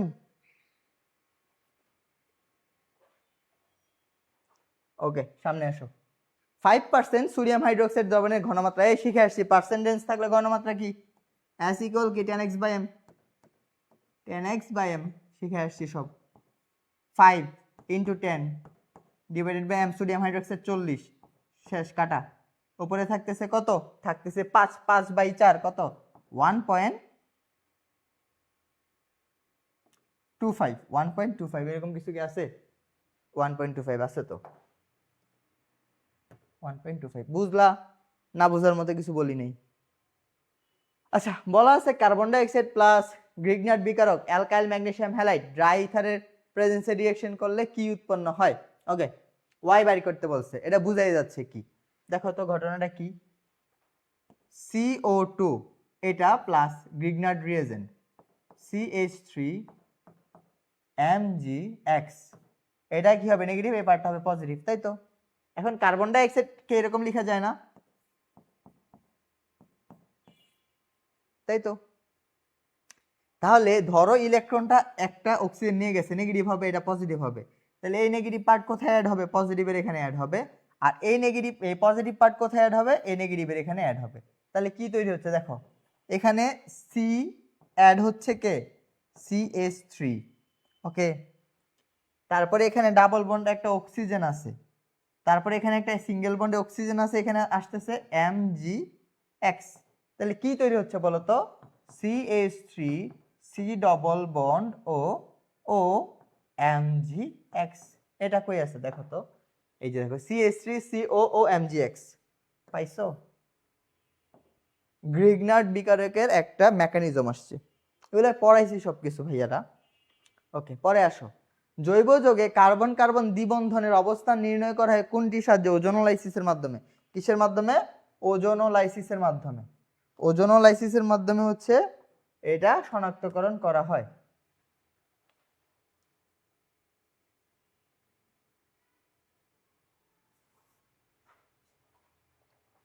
হ্যালো, বাসায় যে ফোন দিচ্ছি।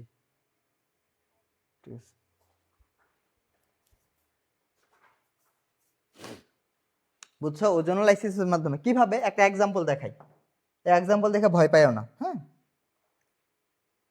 ধরো বেনজিন, এটা দেখাচ্ছি, CH CH CH CH CH CH, double bond single bond, double bond single bond, double bond single bond. বেনজিনে যে তিনটা ডাবল বন্ড আছে, এটা কেমনে ব্যাখ্যা করব? বা ওজোনোলাইসিস করে কি করব?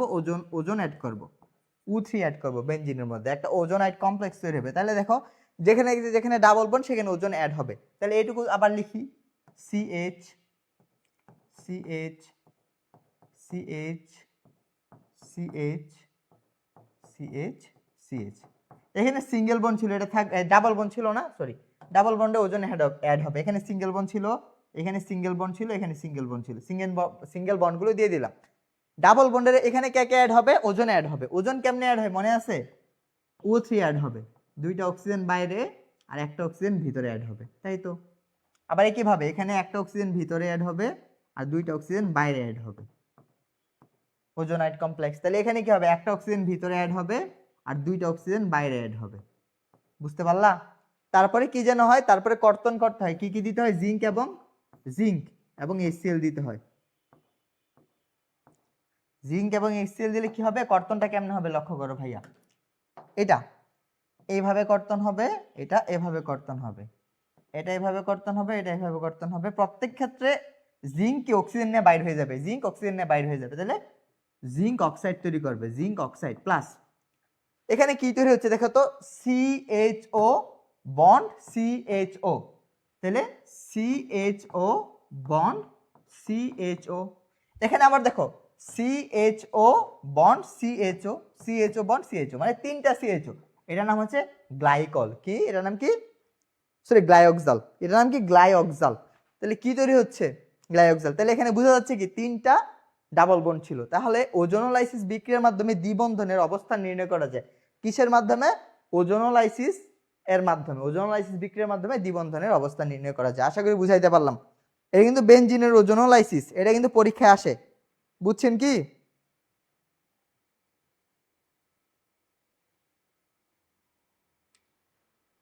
এটা হচ্ছে 21 নম্বরের উত্তর। কি কে করছো? এটা হচ্ছে ওজোনোলাইসিস ছিল। তোমরা এখনো 20-এই পড়ে আছো। আচ্ছা এবার পরে আসি। পরে বলছে নিচের কোনটি বেনজিনের ইলেকট্রোফিলিক প্রতিস্থাপন বিক্রিয়ার অংশ নয়? দেখো, হেলুজেনেশন এটা ইলেকট্রোফিলিক প্রতিস্থাপন বিক্রিয়া নাই, প্রতিস্থাপন বিক্রিয়া। নাইট্রেশন এটা প্রতিস্থাপন বিক্রিয়া। সালফোনেশন বিক্রিয়া। কিন্তু এমিনেশন কোনো বিক্রিয়ার নাম নাই। এমিনেশন কোনো বিক্রিয়ার নাম নাই। নাইট্রেশনের মাধ্যমে কি হয়? এনিলিন তৈরি হয়। ওকে, যাই হোক, পরে আসো। একটা বিক্রিয়া দেওয়া আছে, বিক্রিয়াটির সাম্যাবস্থার চাপের প্রভাব ব্যাখ্যা করতে বলতে। দেখো, এটা গ্যাস, এটাও গ্যাস, এটা গ্যাস, এটা লিটার, তাহলে এটা বাদ, এটার মধ্যে চাপের প্রভাব নাই। এখানে কত মোল? 1 মোল। এখানে কত মোল? 1 মোল, 2 মোল, 2 মোল। মানে ডেল এর মান কত আসে? দেখো, ডেল এন ইকুয়াল 1 - 2 ইকুয়াল আসতেছে -1। নেগেটিভ। যদি চাপ বাড়াও বিক্রিয়ার সামনে যাবে, চাপ বৃদ্ধি করলে বিক্রিয়া কোন দিকে যাবে? বিক্রিয়া সামনের দিকে সরে যাবে, ডান দিকে সরে যাবে। উত্তর কি হবে? বি। বিক্রিয়া ডান দিকে সরে যাবে। বুঝাইতে পারলাম? বিক্রিয়া ডান দিকে সরে যাবে। হইলো, পরে আসো। পর্যায় সারণীর একই গ্রুপের মৌলসমূহের পর্যায়ভিত্তিক ধর্মের পরিবর্তনের ক্ষেত্রে নিচের কোনটি সত্য নয়? মানে পর্যায়ভিত্তিক ধর্ম কোনটা সত্য নয়? দেখো, একই গ্রুপের ক্ষেত্রে কি হয়? একই গ্রুপ নিয়ে কথা বলছি। গ্রুপের উপর থেকে নিচে গেলে কি হয়? তার আকার বাড়ে। দেখো এখানে আকার কমে লেখা আছে, ব্যাসার্ধ বাড়ে, এটা ঠিক আছে, সত্য। আয়নিক ব্যাসার্ধ বাড়ে, আয়নীকরণ শক্তি কমে, এটা ঠিক আছে। ইলেকট্রন আসক্তি বাড়ে, ইলেকট্রন আসক্তি কমে, তড়িৎ ঋণাত্মকতা কমে। কোনটি সত্য নয় জানতে চাইছি, তাই না? তাহলে এটা তো সত্য, আয়নীকরণ শক্তি, আয়নীকরণ শক্তি কমে, এটাও সত্য। ইলেকট্রন আসক্তি বাড়ে, এটা মিথ্যা, এটা মিথ্যা। তাহলে উত্তর হবে সি। উত্তর হবে আমার সি, তড়িৎ ঋণাত্মকতা কমে। ওকে, আচ্ছা এই অংশটা একটু লক্ষ্য করো। বলছে এটা হচ্ছে গ্রাহামের ব্যাপন সূত্র থেকে দিছে। গ্রাহামের ব্যাপন সূত্র কি বলছিল মনে আছে? সূত্রটা লিখে দিচ্ছি। R1, আচ্ছা এটা কিভাবে আসছে সেটা এখন দেখানোর সময় নেই, সব পড়ানো আছে। R1/R2 ইকুয়াল কি ছিল? V1/V2 ইকুয়াল কি ছিল? T2/T1 ইকুয়াল কি ছিল? √M2/M1 ইকুয়াল ছিল √D2/D1। এটা ছিল গ্রাহামের ব্যাপন সূত্র। ওকে, বলছে 2 মিলিমোল হাইড্রোজেন গ্যাস একটি ছিদ্র দিয়ে 12 সেকেন্ডে বাইর হয়। তাহলে টি অফ হাইড্রোজেন কত দেয়া আছে? 12 সেকেন্ড। 12 সেকেন্ড দেয়া আছে। ওকে, একই অবস্থায় 2 মোল অক্সিজেন গ্যাস ছিদ্র দিয়ে বেরোতে কত সেকেন্ড সময় লাগে? মানে টি অফ অক্সিজেন বের করতে বলছে। টি অফ অক্সিজেন ইকুয়াল হোয়াট? তাহলে আমরা এই সূত্র ইউজ করব, আমরা এটা ইউজ করব, এইটুকু ইউজ করব, তাইলে তো আমার ম্যাথ হয়ে যাবে, তাই না?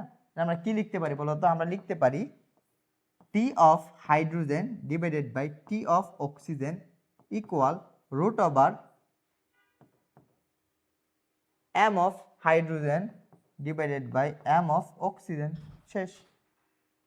তাহলে জাস্ট বসাই দেব √ হাইড্রোজেনের কত 2, অক্সিজেনের কত 32, এখানে আছে কত টি অফ হাইড্রোজেনের মান কত 12, টি অফ অক্সিজেন বের করব, এটাই তো কাজ। তাহলে এখানে কাটাকাটি করো তো, 2 দিয়ে কাটলে 16 আসতেছে, 1/16। তাহলে আমি কি করব? সিম্পলিফিকেশন। দেখো এখানে কি করা যাইতে পারে?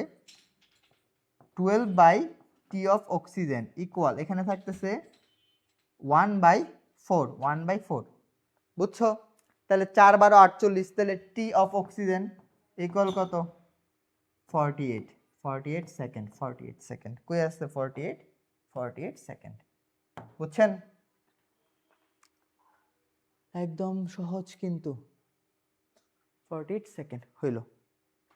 পরে দেখেন ইলেকট্রন আসক্তির সঠিক ক্রম কোনটা? ইলেকট্রন আসক্তি, ইলেকট্রনের প্রতি একই গ্রুপ ডান থেকে বামে গেলে ইলেকট্রন আসক্তি কি হয়? আচ্ছা আমি সবটা জিনিস লিখে দিচ্ছি, এটা মনে রাখবা তোমরা। বিধাতার পরীক্ষা,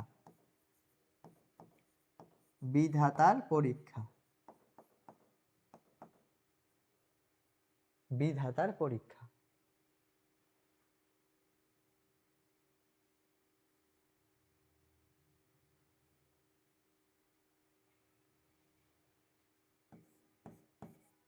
ব দিয়ে কি মনে রাখবো? বিজারণ ধর্ম।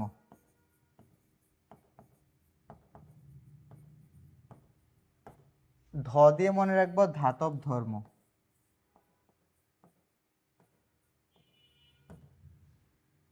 প দিয়ে মনে রাখবো পারমাণবিক আকার।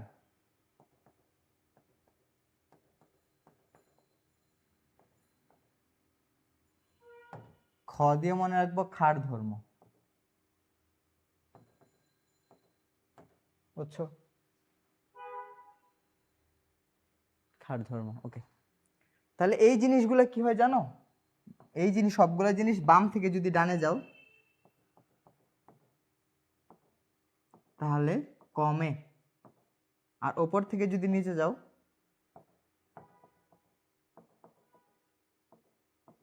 বাড়ে, বাড়ে। বুঝছো? তাহলে দেখো তড়িৎ ঋণাত্মকতা এখানে আছে নাই, তাহলে ইলেকট্রন শক্তির ক্রম কি এখানে গ্রুপ ওয়াইজ দিয়ে আছে, গ্রুপের উপর থেকে নিচে গেলে কমবে, তাই না? কমবে। তাহলে দেখো তো এখানে কি দিয়ে আছে? ব্যতিক্রম আছে কিন্তু। তড়িৎ ঋণাত্মকতা কিরকম, সরি কি ইলেকট্রন শক্তি কিরকম বলো তো? Normally fluorine, chlorine, bromine, iodine একই গ্রুপে, উপর থেকে নিচে গেলে কি হওয়ার কথা ছিল? কমার কথা। কিন্তু এখানে একটা ব্যতিক্রম হয় কি, সবচেয়ে বেশি ইলেকট্রন শক্তি কার? ক্লোরিনের, পরে ফ্লোরিনের, পরে ব্রোমিনের, পরে আয়োডিনের। এগুলোর ব্যাখ্যা তোমরা 19-এ শিখছো, ব্যাখ্যা জানা লাগবে না, আপাতত এটুকু জানলেই হবে। পরে আসো, বিসিএল যৌগের বন্ধন কোণের, আচ্ছা BCl4 মাইনাস কি লিখছে? BCl3 হবে, হ্যাঁ BCl3, এটা সংকরায়ন কি? sp2। sp2 হলে বন্ধন কোণ কত? 120 ডিগ্রি। শেষ, এটা কোনো কথাই নেই, 120 ডিগ্রি। আচ্ছা এবার হচ্ছে একটা জিনিস যে আছে, ক্রোমেট আয়ন থেকে ক্রমিক হচ্ছে এই জিনিস বিক্রিয়া ক্রোমিয়ামের জারণ মানের পরিবর্তন। দেখো এটা কি ছিল? পটাশিয়াম ডাইক্রোমেট ছিল, Ca2Cr2O7 ছিল। এখান থেকে এটা কি তৈরি করে আমরা জানি? ক্রমিক আয়ন Cr3+ তৈরি করে। এখানে ক্রোমিয়ামের জারণ মান কত? 14 থেকে 2 চলে গেল, কত থাকে? 12, 12 2 দিয়ে ভাগ দিলে 6, +6, +6 থেকে 3 হয়েছে, তাহলে ডিফারেন্স কত? 3। একটা ক্রোমিয়ামের জন্য ডিফারেন্স 3, এখানে কয়টা ক্রোমিয়াম? 2টা, তাহলে 2টা ক্রোমিয়ামের জন্য ডিফারেন্স কত হবে? 6টা ইলেকট্রনের ট্রান্সফার হবে, 6টা। তাহলে কি 6 থেকে 3 হয়, তার উত্তর কি হবে? 6 থেকে 3 হয়েছে। বুঝছো? হইল।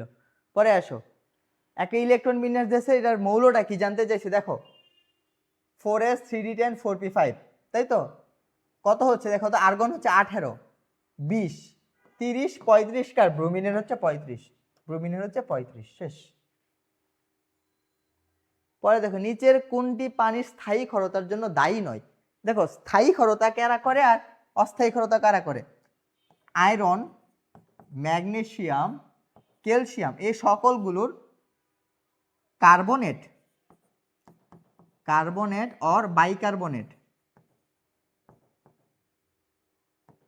বাইকার্বনেট তারা কি করে? অস্থায়ী ক্ষরতা করে। এই দুইটা লবণ থাকলে কি হয়? অস্থায়ী ক্ষরতা, অস্থায়ী ক্ষরতা হয়। বুঝছো? আর যদি আয়রন, ম্যাগনেসিয়াম, ক্যালসিয়াম তাদের কি হয়? তাদের যদি সালফেট অর ক্লোরাইড লবণ থাকে, তারা কি হয়? স্থায়ী ক্ষরতা করে, স্থায়ী করে। তাহলে এখানে দেখো তো এটা কি স্থায়ী ক্ষরতা, এটা স্থায়ী ক্ষরতা, এটা অস্থায়ী। দুইটা উত্তর, এটাও উত্তর হবে, এটাও উত্তর হবে। কার্বনেট এবং বাইকার্বনেট তারা কি অস্থায়ী ক্ষরতা করে। উত্তর হবে এ এবং ডি। হইল। পরে আসো, বেনজিনের ওজোনোলাইসিস দেয়া আছে, তাহলে কি তৈরি হয়? একটু আগে পড়ে আসছি, বেনজিনের ওজোনোলাইসিসে কি তৈরি হয়? CHO মানে গ্লাইঅক্সাল তৈরি হয়। কি তৈরি হয়? গ্লাইঅক্সাল তৈরি হয়। এটা আর দেখানো প্রয়োজন নাই, ওজোনোলাইসিস। আচ্ছা একটা যৌগের নামকরণ জানতে চাই, সেটা নামকরণ কি হবে? দেখো যৌগটা হচ্ছে এটা CH3 CH2 C double bond CH2 single bond CH2 CH CH3 ওকে, এটা ওকে। এখন দেখো তো এটা নামকরণ কি হইতে পারে। নাম্বারিং কোন দিক দিয়ে গুণ করব, যে দিক দিয়ে গুনলে আমার শাখা শিকল এবং ফাংশনাল গ্রুপ আগে আসবে। এখানে ফাংশনাল গ্রুপ একটা, কার্বন কার্বন ডাবল বন্ড, তাহলে আমার এই দিক থেকে নাম্বারিং করতে হবে, এই দিক থেকে নাম্বারিং করতে হবে। 1 কার্বন 1 2 3 4 5 হইল ওকে। তাহলে দেখো তো 2 নাম্বার কার্বনে কি যুক্ত আছে, ইথাইল, তাহলে কি হবে 2 ইথাইল, ইথাইল। 4 নাম্বার কার্বনে যুক্ত আছে মিথাইল, 4 মিথাইল। কার্বন কয়টা, 5টা, পেন্টিন, যেহেতু ডাবল বন্ড আছে, পেন্টিন 1 শেষ, pentene 1। 2 methyl sorry 2 ethyl 4 methyl pentene 1, বুঝছো? উত্তর হবে এটা। 2 কই গেল, এটা তো না, এটা 2 ইথাইল 4 মিথাইল পেন্টিন 1। পেন্টিন 1 কেন, 1 নাম্বার কার্বনে ডাবল বন্ড আছে, 1 নাম্বার কার্বনে ডাবল বন্ড আছে, হইল। পরে আসো, অম্লীয় অক্সাইড নিচের কোনটি? দেখো মনে রাখবা, অধাতুর অক্সাইড, অধাতুর অক্সাইড, অধাতুর অক্সাইড কি অম্লীয় হয়? 2 ধরনের হয়, একটা হচ্ছে নিরপেক্ষ, নিরপেক্ষ, আরেকটা কি হয় ক্ষারীয়, সরি অম্লীয়। অধাতুর অক্সাইড হয় 2 ধরনের, একটা হচ্ছে নিরপেক্ষ, আরেকটা হয় কি অম্লীয়। নিরপেক্ষ কারা 4টা আছে আমাদের বইয়ে, কার্বন মনো অক্সাইড, পানি, নারবানা, N2O, এরা কি নিরপেক্ষ। এছাড়া বাকি যা আছে সব কি অম্লীয়, যেমন হচ্ছে sulphur dioxide, sulphur trioxide, nitrogen dioxide, carbon dioxide, etcetera etcetera. তবে একটা জিনিস মনে রাখবা, নিরপেক্ষ অক্সাইডগুলোতে অক্সিজেন কেবল একটা, আর অম্লীয় অক্সাইডে অক্সিজেনের পরিমাণ 1-এর বেশি থাকবে, বুঝছো? তাহলে দেখো তো কোন পানি নারবানা, এখানে কি অক্সিজেন একটা, এটা তো নিরপেক্ষ, এটা হবে না, এটা তো ক্ষার, এটাও হবে না, এটা হচ্ছে ক্ষারধর্মী অক্সাইড। কার্বন ডাইঅক্সাইড দেখো অক্সিজেনের পরিমাণ বেশি, তাহলে উত্তর হবে সি, উত্তর হবে সি। এগুলা কি ক্ষার, ধাতুর অক্সাইড কি ক্ষার, অধাতুর অক্সাইড কি নিরপেক্ষ হইতে পারে অথবা অম্লীয় হইতে পারে, হইল কথাবার্তা। 0.1 মোলার 250 ml দ্রবণ প্রস্তুত করতে কত গ্রাম সোডিয়াম হাইড্রোক্সাইড লাগবে? দেখো আমরা কি জানি, S ইকুয়াল কি জানি, 1000 W/mb। তাহলে আমার W জানতে চাইছে, W সমান সমান কি হবে, SMV ডিভাইডেড বাই 1000, বুঝতে পারলা? তাহলে S এর মান কত বলা আছে, 0.1, 0.1 ইনটু M কত, এটা কি বলছে, সোডিয়াম হাইড্রোক্সাইড 40, V এর মান কত বলা আছে 250, আর ডিভাইডেড বাই 1000।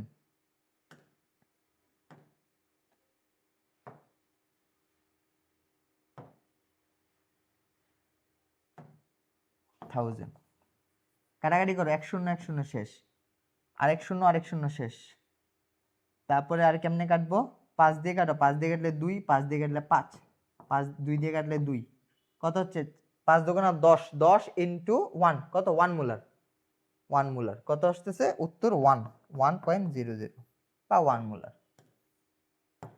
1 গ্রাম, সরি কি বলতেছি, 1 গ্রাম, 1 গ্রাম, ডব্লিউ না 1 গ্রাম, বুঝছো?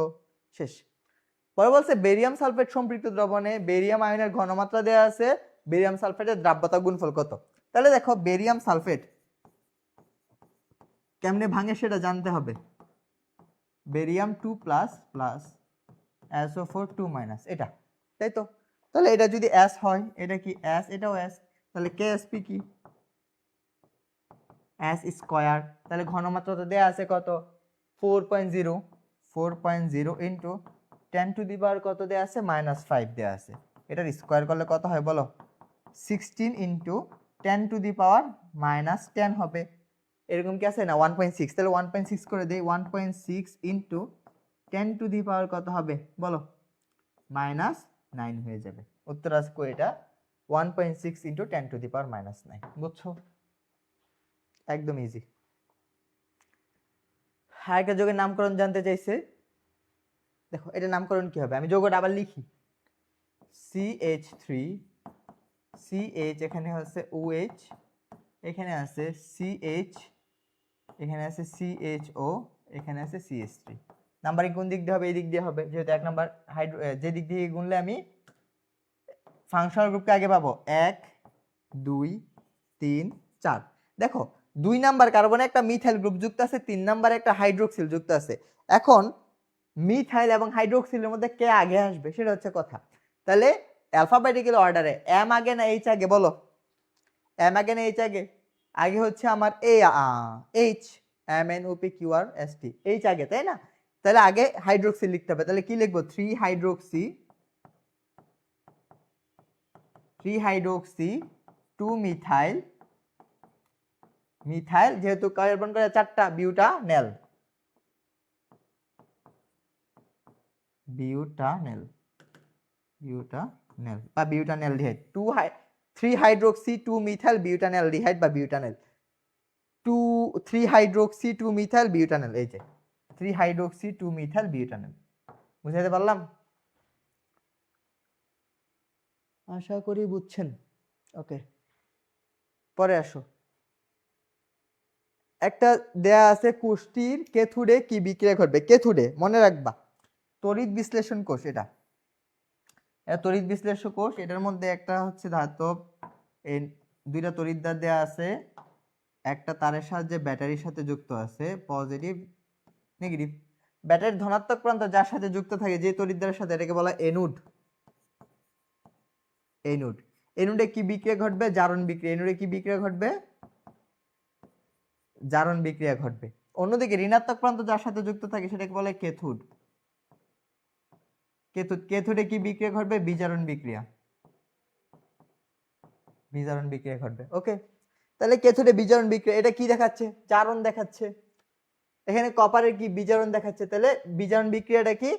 কপার 2+ ছিল, সে 2টা ইলেকট্রন গ্রহণ করে কপার হয়ে গেছে, কপার হয়ে গেছে। এটা হচ্ছে ক্যাথোডের বিজারণ বিক্রিয়া। কপার 2+ ছিল, 2টা ইলেকট্রন গ্রহণ করে কপার হয়ে গেছে। বুঝাইতে পারলাম?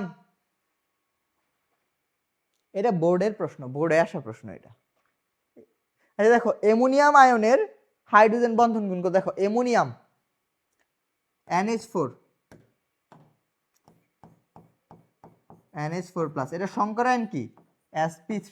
sp3 হলে বন্ধন গুণ কত হয়? 109.5 ডিগ্রি হয়, বুঝছো?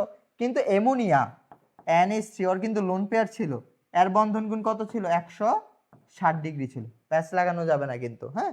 উত্তর কি হবে? 109.5 ডিগ্রি অ্যামোনিয়ামের জন্য। আর অ্যামোনিয়া হইলে কত? 160 ডিগ্রি। পরে আসো, নিচের কোনটি অ্যারোমেটিক যৌগ নয়? অ্যারোমেটিক যৌগের সংজ্ঞাতে কি বলছিলাম? হাকেল রোল, তাই না? 4n+2 সংখ্যক পাই ইলেকট্রন থাকতে হবে। কি বললাম? 4n+2 সংখ্যক পাই ইলেকট্রন থাকা লাগবে, তাইলে কি হাকেল রুলস মানবে এবং হচ্ছে অ্যারোমেটিক যৌগ হবে। আরেকটা, এটা 1 নাম্বার একটা ক্রাইটেরিয়া। 2 নাম্বারে কি ছিল? চাক্রিক হইতে হবে, চাক্রিক এবং সমতলীয় হইতে হবে, সমতলীয় হইতে হবে, সমতলীয় হইতে হবে। এগুলো রুলস ছিল, মিলাও। এখানে এটার মধ্যে কি লোন পেয়ার আছে, রেজোনেন্স করো, রেজোনেন্সে অংশগ্রহণ করছে এই লোন পেয়ার ইলেকট্রন। তাহলে পাই ইলেকট্রন কয়টা? পাই ইলেকট্রন হচ্ছে আমার 6টা। তাহলে 4n+2 = 6, n এর মান আসতেছে 1। তাহলে এটা কি একটা অ্যারোমেটিক যৌগ? বলছে 9 কোনটি? এখানে অক্সিজেনের লোন পেয়ার আছে, তাহলে রেজোনেন্সে অংশগ্রহণ করবে। এখানে পাই ইলেকট্রন 6টা, তাহলে এটা অ্যারোমেটিক যৌগ। এখানে পাই ইলেকট্রন 6টা, এটা অ্যারোমেটিক যৌগ। কিন্তু এখানে পাই ইলেকট্রন কয়টা? 4টা। 4n+2 = 4।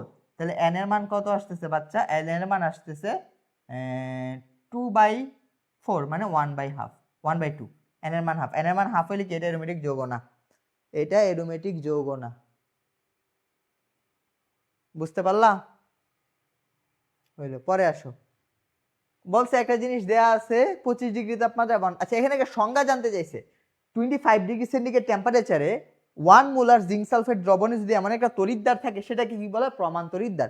তার মান কত? ওই জারণ বিজারণ মানের সমান, -0.76 ভোল্ট, -0.7, সরি এটা তো না, -0.76 ভোল্ট। এটাই, এটা হচ্ছে সংজ্ঞা থেকে আসে, প্রমাণ তড়িৎদ্বার কারে বলা হয়, সেখান থেকে, বুঝছো? ওকে, পরে আসো।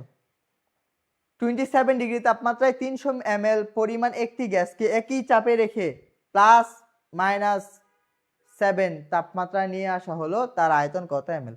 দেখো ঘটনা কি বলছে, টি কত? 27 ডিগ্রি +273, কত হয়ে গেল? 300 কেলভিন। কেলভিন। শেষ। V1 কত? T1 এটা। V1 কত? 300 ml মিলিলিটার। এটাকে লিটারে নিয়ে যেতে পারি কিভাবে? আচ্ছা, লিটারে নেওয়া লাগবে না, এমনিতেই করা ফেলে যাবে। তার বলছে গ্যাসকে একই চাপে, চাপ সেম মানে চার্লসের সূত্র, তাপমাত্রা 73 কি তাপমাত্রা রেখে চাপে রেখে কত ডিগ্রিতে নিয়ে আসা হলো? এটা তো ভুল। কত ডিগ্রিতে আনছে? এখানে কোশ্চেন ভুল আসছে, তারা দেখি উত্তর কোশ্চেনটা কি ছিল।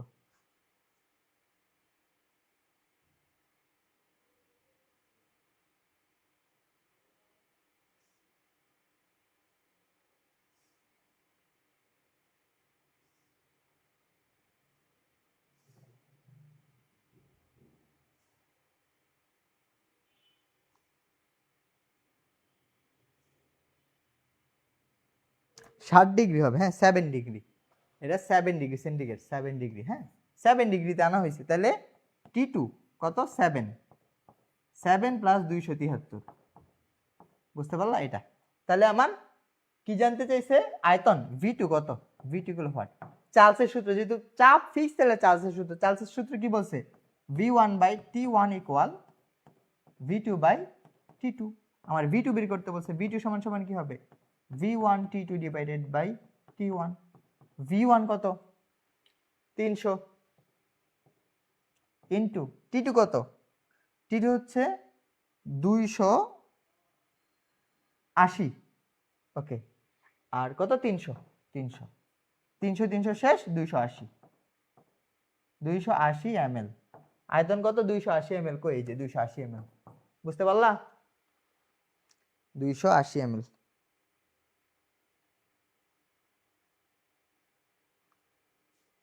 হইল। পরে আসো, ওটস ফিটিক বিক্রিয়ায় নিচের কোনটি তৈরি? ওটস ফিটিক বিক্রিয়া মানে কি জানো? ওটস ফিটিক বিক্রিয়া হচ্ছে, ওটস বিক্রিয়া অ্যালকেন তৈরি করা হয়, আর ওটস ফিটিক বিক্রিয়া হচ্ছে বেনজিন তৈরি করা হয় বা অ্যালকাইল বেনজিন তৈরি করা হয়। ওটস ফিটিক বিক্রিয়া অ্যালকাইল বেনজিন তৈরি করা হয়। কি বেনজিন? Alkyl benzene. মানে হচ্ছে একটা বেনজাইল ক্লোরাইড, এটার সাথে কার বিক্রি হয় জানো? একটা অ্যালকাইল হ্যালাইড প্লাস 2 অণু সোডিয়াম, এটার বিক্রিয়া কি তৈরি হয়? অ্যালকাইল বেনজিন তৈরি হয়। এখানে আর হয়ে যাবে, অ্যালকাইল বেনজিন তৈরি হবে। বুঝাইতে পারলাম? এটা কই আছে? এখানে যদি সিএস, এই দেখো এটা তৈরি হয়। তাহলে আমি যদি এখানে একটা বিক্রিয়া দেখাই, ক্লোরিন প্লাস আর এর পরিবর্তে আমি CH3 দিলাম, আর হচ্ছে ক্লোরিন দিলাম প্লাস 2 সোডিয়াম দিলাম, তাই তো?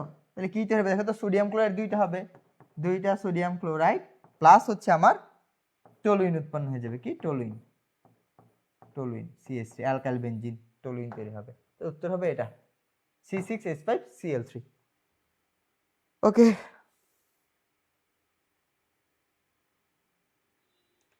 পরে আসো, সোডিয়াম হাইড্রোক্সাইড দ্রবণে হাইড্রোক্সিলের ঘনমাত্রা, সোডিয়াম হাইড্রোক্সাইড, হ্যাঁ কি টাইপিং মিস্টেক হইল?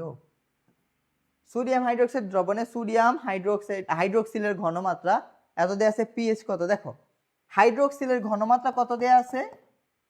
0.001। তাহলে এটার পিওএইচ কত? দশমিকের পরে যত ঘর তত 3 ঘর, তাহলে পিওএইচ হচ্ছে 3, পিওএইচ 3, তাহলে পিএইচ কত হবে? পিএইচ হবে 14 - 3 ইকুয়াল কত? 11। উত্তর শেষ। পরে আসো, ক্ষার ধাতু সমূহের মধ্যে সবচেয়ে কম তড়িৎ ধনাত্মক এবং কম সক্রিয় ধাতু নিচের কোনটি? ক্ষার ধাতুর মধ্যে সবচেয়ে কম ধনাত্মককে, একই গ্রুপের উপর থেকে নিচে গেলে ধনাত্মকতা বাড়ে, আর সবচেয়ে উপরে গেলে লিথিয়াম, তো লিথিয়াম হচ্ছে উত্তর, সবচেয়ে কম, এটা ধনাত্মকতা সবচেয়ে কম কার? লিথিয়ামের। পরে আসো, 4.75 pH বিশিষ্ট বাফারের নিচের কোনটি? বাফার দ্রবণ কোনটা? একটা মৃদু অ্যাসিড এবং ওই অ্যাসিডের লবণ, এটা কি? বাফার। আর এটার যদি ঘনমাত্রা সেম থাকে, এটার পিএইচ কত আসে? 4.74 যদি ঘনমাত্রা সেম থাকে, বুঝছো? পরের প্রশ্ন দেখো, নরমাল চাপে, এই নরমাল এসটিপি হবে, ভুল আসছে, STP standard temperature and pressure, নরমালে না, এসটিপিতে 84 গ্রাম পটাশিয়াম নাইট্রেটকে উত্তপ্ত করলে কত লিটার অক্সিজেন পাওয়া যায়? দেখো পটাশিয়াম নাইট্রেট KNO3, এখান থেকে কি পাবো আমি অক্সিজেন পাবো তাই তো আর কি কি থাকতেছে উৎ কে এনও দেখো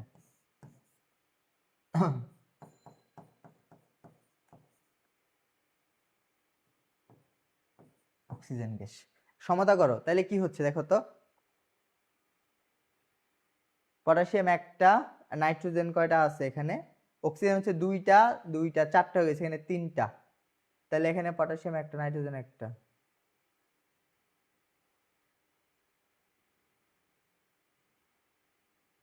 এখানে O2 দিলাম কেন তাইলেই তো ভুল হয়েছে কেন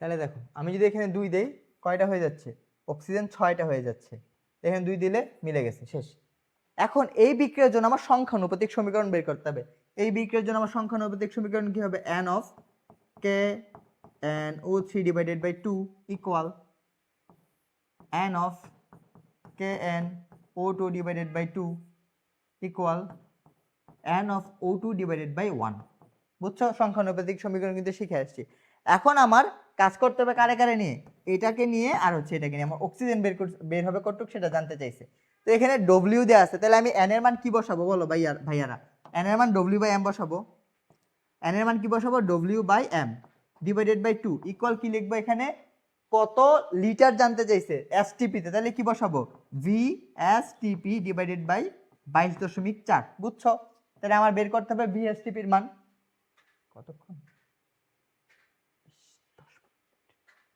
তাহলে দেখো W এর মান কত দেয়া আছে 84 84 পটাশিয়াম KNO3 এর আণবিক ভর কত KNO3 এর আণবিক ভর হচ্ছে তোমার 101 সরি 101 না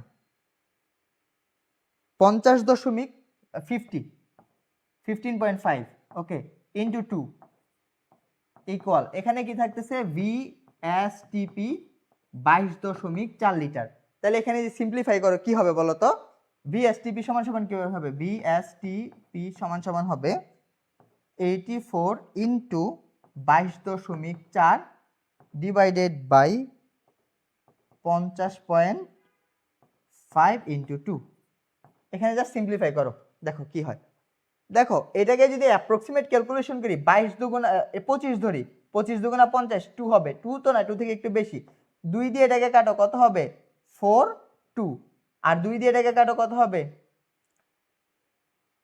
21 মানে 21 এর মতো কিছু একটা হবে কি ভুল লিখলাম কিছু কিরে কই ভুল লিখলাম 84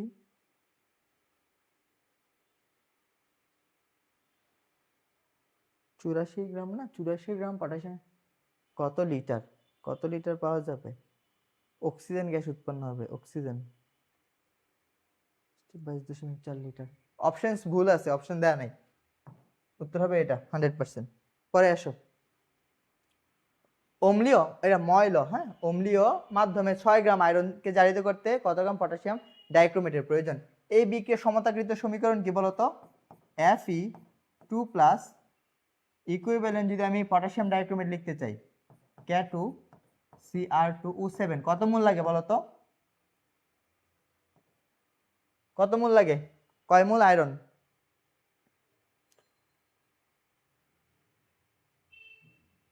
6 মোল 6 মোল আয়রন ইকুইভ্যালেন্ট এটা তাই না এখন আমাকে বলছে ফেরাস সালফেট কতটুকু আছে 6 গ্রাম জারিত করতে কত গ্রাম পটাশিয়াম ডাইক্রোমেট লিখবে তাহলে এখানে কি লিখতে পারি ফেরাস সালফেটের ভর কত ফেরাস সালফেটের আণবিক ভর হচ্ছে আমার 151 তাহলে লিখতে পারি 6 ইন্টু 151 গ্রামকে জারিত করতে লাগে কত ওইটার ভর হচ্ছে 294 গ্রাম তা আমাকে জানতে দিয়েছে 6 গ্রামের জন্য তাহলে 6 গ্রামের জন্য 6 গ্রামের জন্য কতটুক লাগবে সেটা বের করব 294 ইন্টু 6 ডিভাইডেড বাই 6 ইন্টু 151, 6 6 কাটা, তাহলে এটাকে যদি 151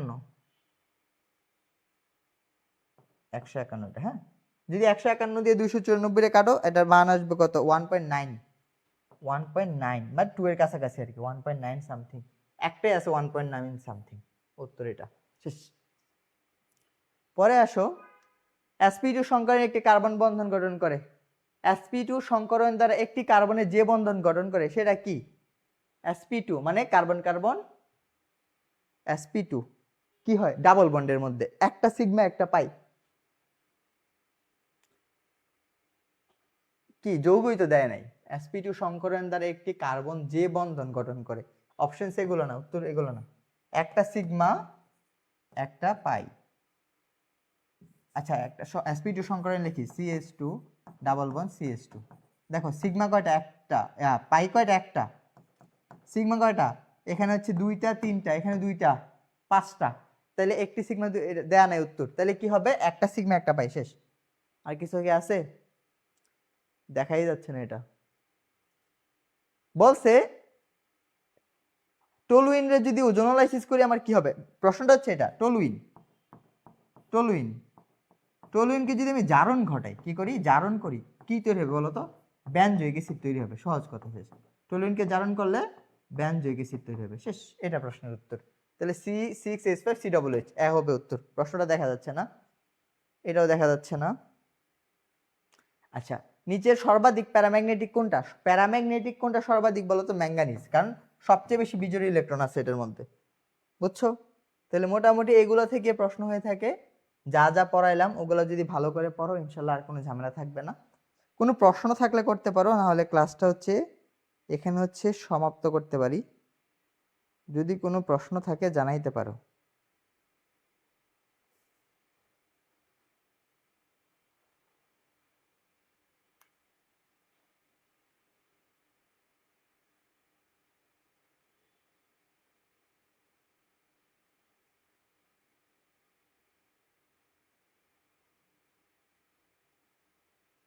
কোনো প্রশ্ন কি কি বলা, কে মানুষ কিনা বুঝিনি। ঠিক আছে, সকলে ভালো থাকো, আসসালামু আলাইকুম। আমি হচ্ছে তোমাদেরকে উহ